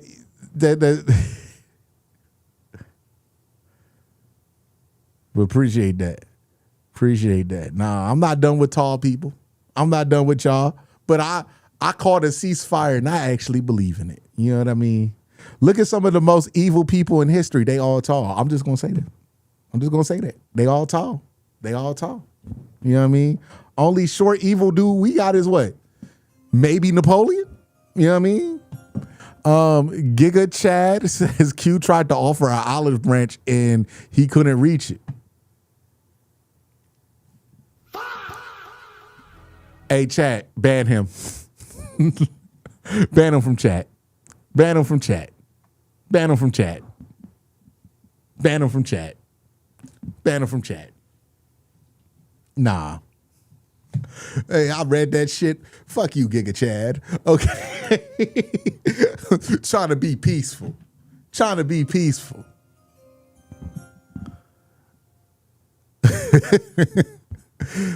Shaft, who started this whole thing, says, damn, I almost feel bad about asking a genuine question about your height. All love from Canada. It's always some Canadian man starting this shit. Appreciate the super chat, man.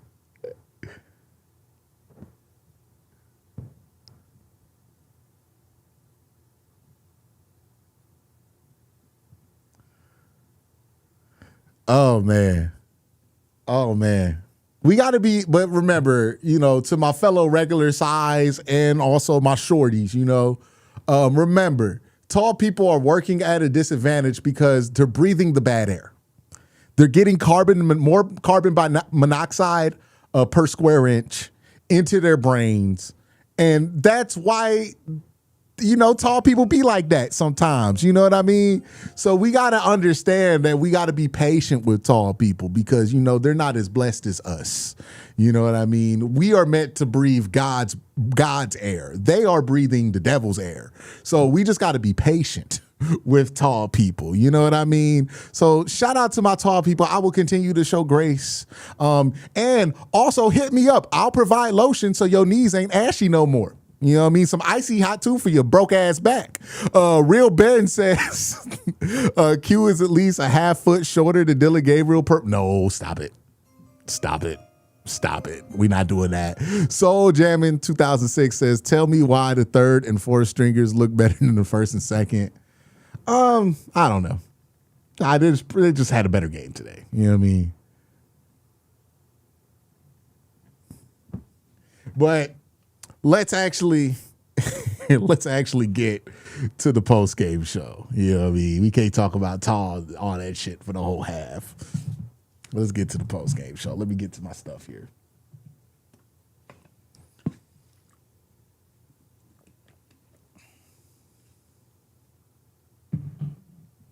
All right. All right. Okay. And let's go here.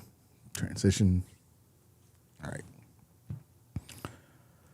So today we got to see our first look at Taylor Green, and we got to see an extended look for Dylan Gabriel. And I think the good news is I liked what we saw from both quarterbacks for different reasons, but I like what we saw from both quarterbacks. Dylan Gabriel is up first, and I thought Dylan Gabriel, just like straight up, had a great game today. I mean, the numbers speak for itself. this is something that I've given Dillon Gabriel credit for, and that's his mental fortitude, right? Because Dillon Gabriel has been written out of the quarterback conversation. He has not even ever really been seriously considered for the quarterback conversation in the starting role, at least. He's been rumored to be cut. He had to change his jersey number despite like him never leaving the team. All of this stuff has happened. People have made embarrassing headlines of him. He's kind of been the butt of a lot of jokes. And it'd be real easy for Dillon Gabriel to fold to that pressure and just kind of give up. But I got to give Dillon Gabriel credit. He keeps fighting. He just keeps fighting out there. And I think the fruits of that labor showed itself in today's game with how Dillon played. I thought he, of all the quarterbacks that we have seen go through the challenge that we have seen of playing mainly with the number twos, Dillon has looked the best in the preseason, right? You know, it's certainly better than what we've seen from Deshaun Watson in the preseason. It's certainly better than what we've seen from Shedeur. Now, that's only one small part of the picture. I'm not trying to make the argument that Dillon should be the starting quarterback week one or anything like that. But what I am saying is that the fact that we can even say that about Dillon Gabriel is a testament to his intestinal fortitude, I think is the word they used to use in wrestling back in the day. But his ability to just stay locked in and work really hard. So shout out to Dillon here. And I thought Dillon had some nice throws on tape. And one of the elements that we have underestimated, right? Because Dillon was drafted to be Kevin's guy in Kevin's offense. So naturally, the assumption for me and a lot of other people was that Dillon was not going to really transfer well to this spread Todd Monken offense. But I think Dillon is finding a little cutout for himself in this offense, right? And when Dillon's accurate and confident, you can see why coaches like him. There is some talent there, right? I don't know if ultimately he could be a starting quarterback in the NFL, but there's more there than he was able to show last year. And I think this was a great game for him. So Dillon Gabriel, for working through a rough couple of weeks, working through being written out and all of this stuff. Clap it up for Dillon, y'all. Dillon deserves some love. I thought he played really well today. 3 touchdowns for him. And it's funny because we're all going to be able to understand and put this in the appropriate box for Dillon Gabriel because it's Dillon Gabriel. But like if any of the other quarterbacks would have done this, people would have ran. Like he's the only quarterback that we can responsibly handle playing this well in the preseason. Literally any of the other quarterbacks played this well, people are going to be losing their mind, right? If Shedeur had a quarter or a half that good, if Deshaun had a half that good, people would get more excited than they should. And if Talon did that, people would get more excited than they should. So Dillon Gabriel, shout out to you. And thankfully, since it's Dillon Gabriel, we don't have to worry about people running a mile with this when it doesn't have to be a mile. But really nice showing from Dillon. And he's making it hard for the Browns to justify cutting him, right? Really good game for him. He's going to make the conversation of like if Cooper Rush becomes available, do you replace him with Cooper Rush? A lot more difficult. So good job, Dillon. But he wasn't the only one that played well in that first half. Luke Floria almost had a 3-touchdown day today. And we're at the point to where I think Luke Floria should just make the team. I don't know how it works out. I don't know what the math is going to be with the 53. But I think we need to find a way to roster this dude and give him something to do in the regular season. What he's done in preseason, when I talk to people who've been at camp, has been constant throughout every practice in the regular in camp, right? Like Luke Floria has just been doing this to people, and he did it all last year. And we're at the point to where I'm like, hey, if we ignore it and it bites us in the butt, we have nobody but ourselves to blame, right? Luke Floria continues to just get open and make plays. And that's what you want your young wide receivers to do. So I don't know how we fit Luke Floria onto this roster, But if there's a way, we should figure it out because I think he deserves a roster spot. So shout out to Luke Floria. Everybody, clap it up for Luke Floria. Clap it up for Luke Floria. I want to single out one person on the offensive line, but overall, in general, I'm really loving the improvement that I'm seeing from the offensive line. Now, we didn't really get to see the number one unit from week 1 to week 3, but what we have seen is that steady improvement from the offensive line that I was talking about, where from week 1 to week 3 in the preseason, you're seeing steady, intangible improvements, especially in the run blocking, right? Pass pro was always pretty solid with these offensive lines, sans like maybe the third team offensive line in the first game. But pass pro has been strong across the board, and the run blocking, it was a nice jump from week 1 to week 2. Week 2 to week 3, even better. I mean, clear rush lanes for these guys, clean blocks, really good job from most of the guys playing, DeJuan Jones, everybody involved. We're getting some nice run blocking from these guys. And I think that's just the result of the run game actually being installed, right? Like that was a big problem for the Browns offensive line at the beginning of the preseason, is that you could tell the run game hadn't been installed fully yet. Now you can see it's installed and it looks a lot better. So that run game, run blocking, really good. Love what we saw there. There was one player that, at least in the broadcast copy, I thought stood out, which was Austin Barber of that offensive line. Austin Barber blocking his ass off, got out ahead of a screen, springed a big play. I really think it's only a matter of time if this is what he looks like at right guard. It's only a matter of time before this guy's starting. It really feels like that, right? I know Tevin Jenkins is ahead of him now, but the combination of Tevin Jenkins being pretty injury prone throughout his career and how well Austin Barber is playing feels like a natural point throughout the middle of the year. We're going to see a shift there to Austin Barber. So really encouraging stuff. Obviously, he's not going to start. But overall, like, how much better do you have to feel about the depth of this offensive line from this preseason? Because I feel much better about it. Like, just look at this second unit, right? It's like Austin Barber, who's looked great out there, KT Leviston, DeJuan Jones, Zach Zinter. Like, this was the starting offensive line at times last year with the Browns, or at least some of these guys were a part of the starting unit.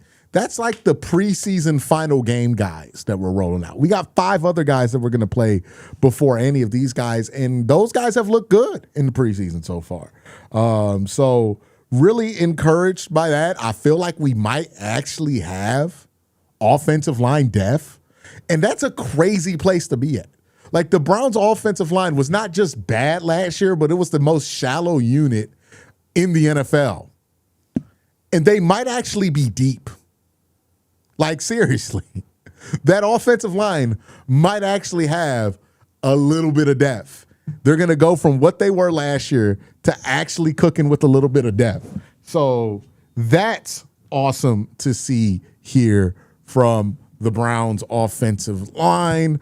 And those are the guys who really, Andre Schmidt. Can't forget Andre Schmidt. Sorry about that.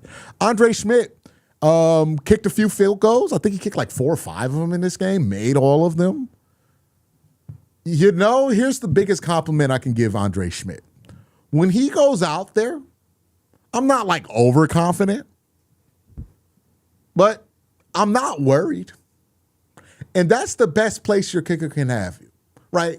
The fact that we haven't talked about the position, because there have been off seasons and training camps where I've had to talk about kicker, and it annoys me to no end. Every time I have to make a kicker-focused video, I am annoyed, right? And you guys know this if you've watched me for a while.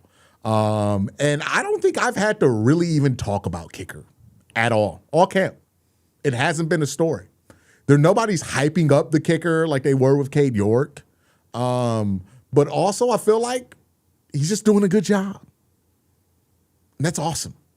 That's awesome. That's exactly where I want to be with the kicker. Like, awesome place to be at. Hopefully the Browns have found some stability at that position. Now we're going to move on to what happened in the second half, which I think had some good moments there. Wrapping up the first half, though, strong play from Dylan Gabriel. Love what Dylan Gabriel has showed mentally. I do think he's a little streaky because I remember the first 2 weeks of camp, people were really pumping up Dylan. It went away for a little while. He looked bad in a couple of preseason games. He's back to looking good again. Dylan's a little streaky. I've clocked that about him, or at least noticed that about Dylan. But yeah, overall, Austin Barber, the offensive line, and like Luke Floria needs to make the team.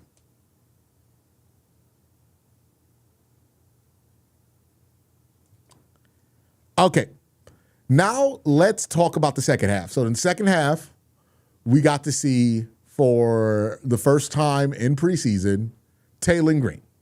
Now with Taylor Green, not really going to be too strict on what we see from him, right?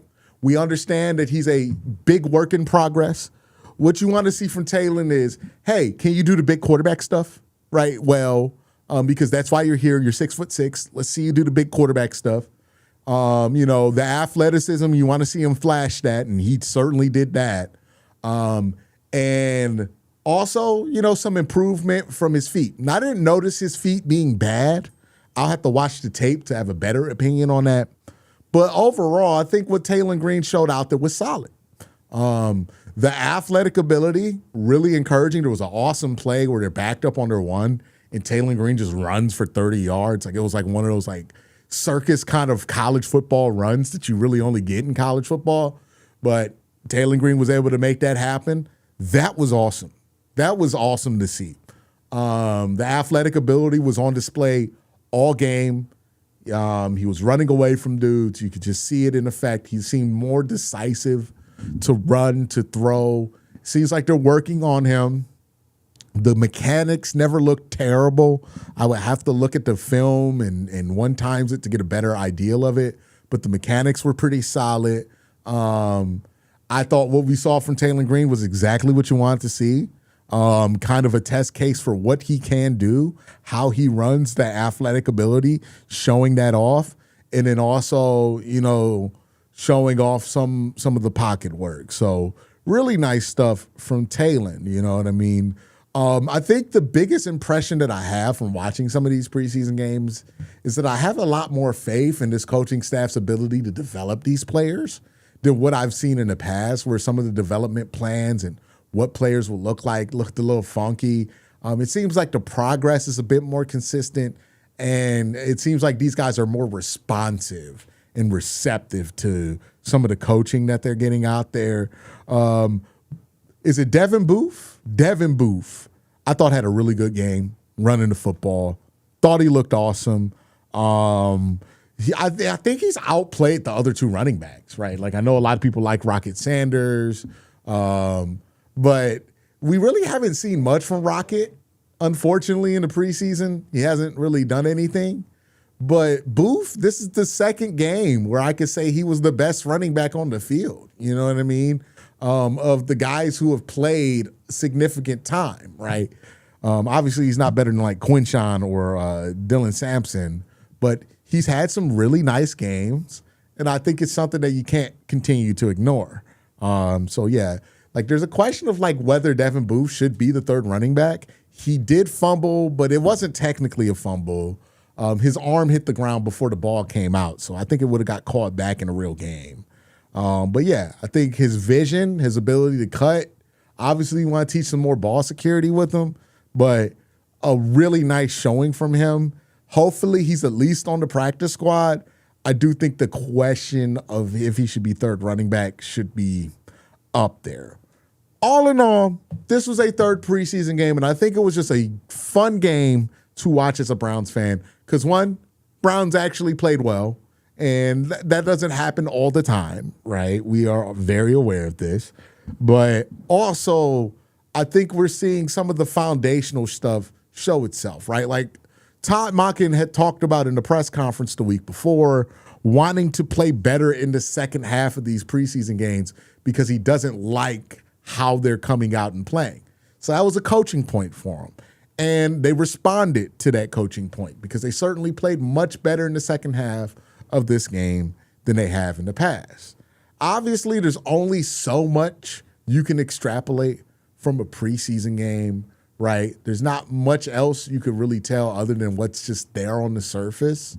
But what is there is good. And it's important, given the week that Browns fans have had, to remind folks that just because the spotlight has been on this quarterback situation, and the quarterback situation is one that's going to draw a lot of negative conversation about this team, that's not the entire story about this Browns team, right? Harold Fannin is a part of that story. Spencer Fano is a part of this story. Dylan Sampson and Quinshawn are going to be significant parts of this story. Both the rookie wide receivers, Jared Verse, Mason Graham, Carson Schlesinger. And when you look around at the stuff that really is going to matter for the future that the Browns have invested in, that stuff is encouraging, right? Even the stuff with Todd Monken, I think, has been pretty encouraging so far up until this point. The only thing that's forcing a lot of the negative conversation right now is the quarterback competition or the quarterback conversation. But ultimately, that's a temporary conversation. Whatever you feel about Deshaun Watson or Shedeur Sanders, these are temporary things for the Cleveland Browns. These aren't things that the Browns are committed to past this season. So remember to keep that in mind and keep that in perspective when you think about this team. But so far, it's the end of the preseason. It's a wrap on it. Thought this was a good week of practice and a good week for a game for the Browns. We'll see how much it means rolling into week one, but I'm encouraged by the progress we've seen from the offensive line. I'm encouraged by how these wide receivers have looked. It seems like the coaching from the wide receiver side is much better. And I think that these will show itself over the course of the season. Y'all continue. But did I get any super chats? Did I miss any super chats? I think I'm good on the supers. So I'm going to check to make sure I got to everybody's supers. Don't want to miss anybody's.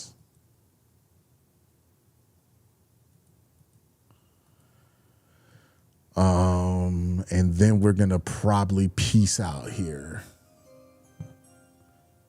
We got a super chat here from Face Disabler, 20 bomb. Appreciate it. If Floria doesn't make the team, that means KC, that has to mean KC, Boston, and Bond are balling out. This kid has played his way into an NFL roster. Also, Warhop has the line depth looking a lot better. Fun game, fun stream. Q, go Browns. Appreciate the super, man. Appreciate the super. Let me check here in the studio to make sure I got to all the supers. And then I can end the show.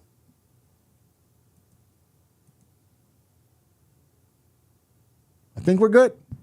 I think we're good.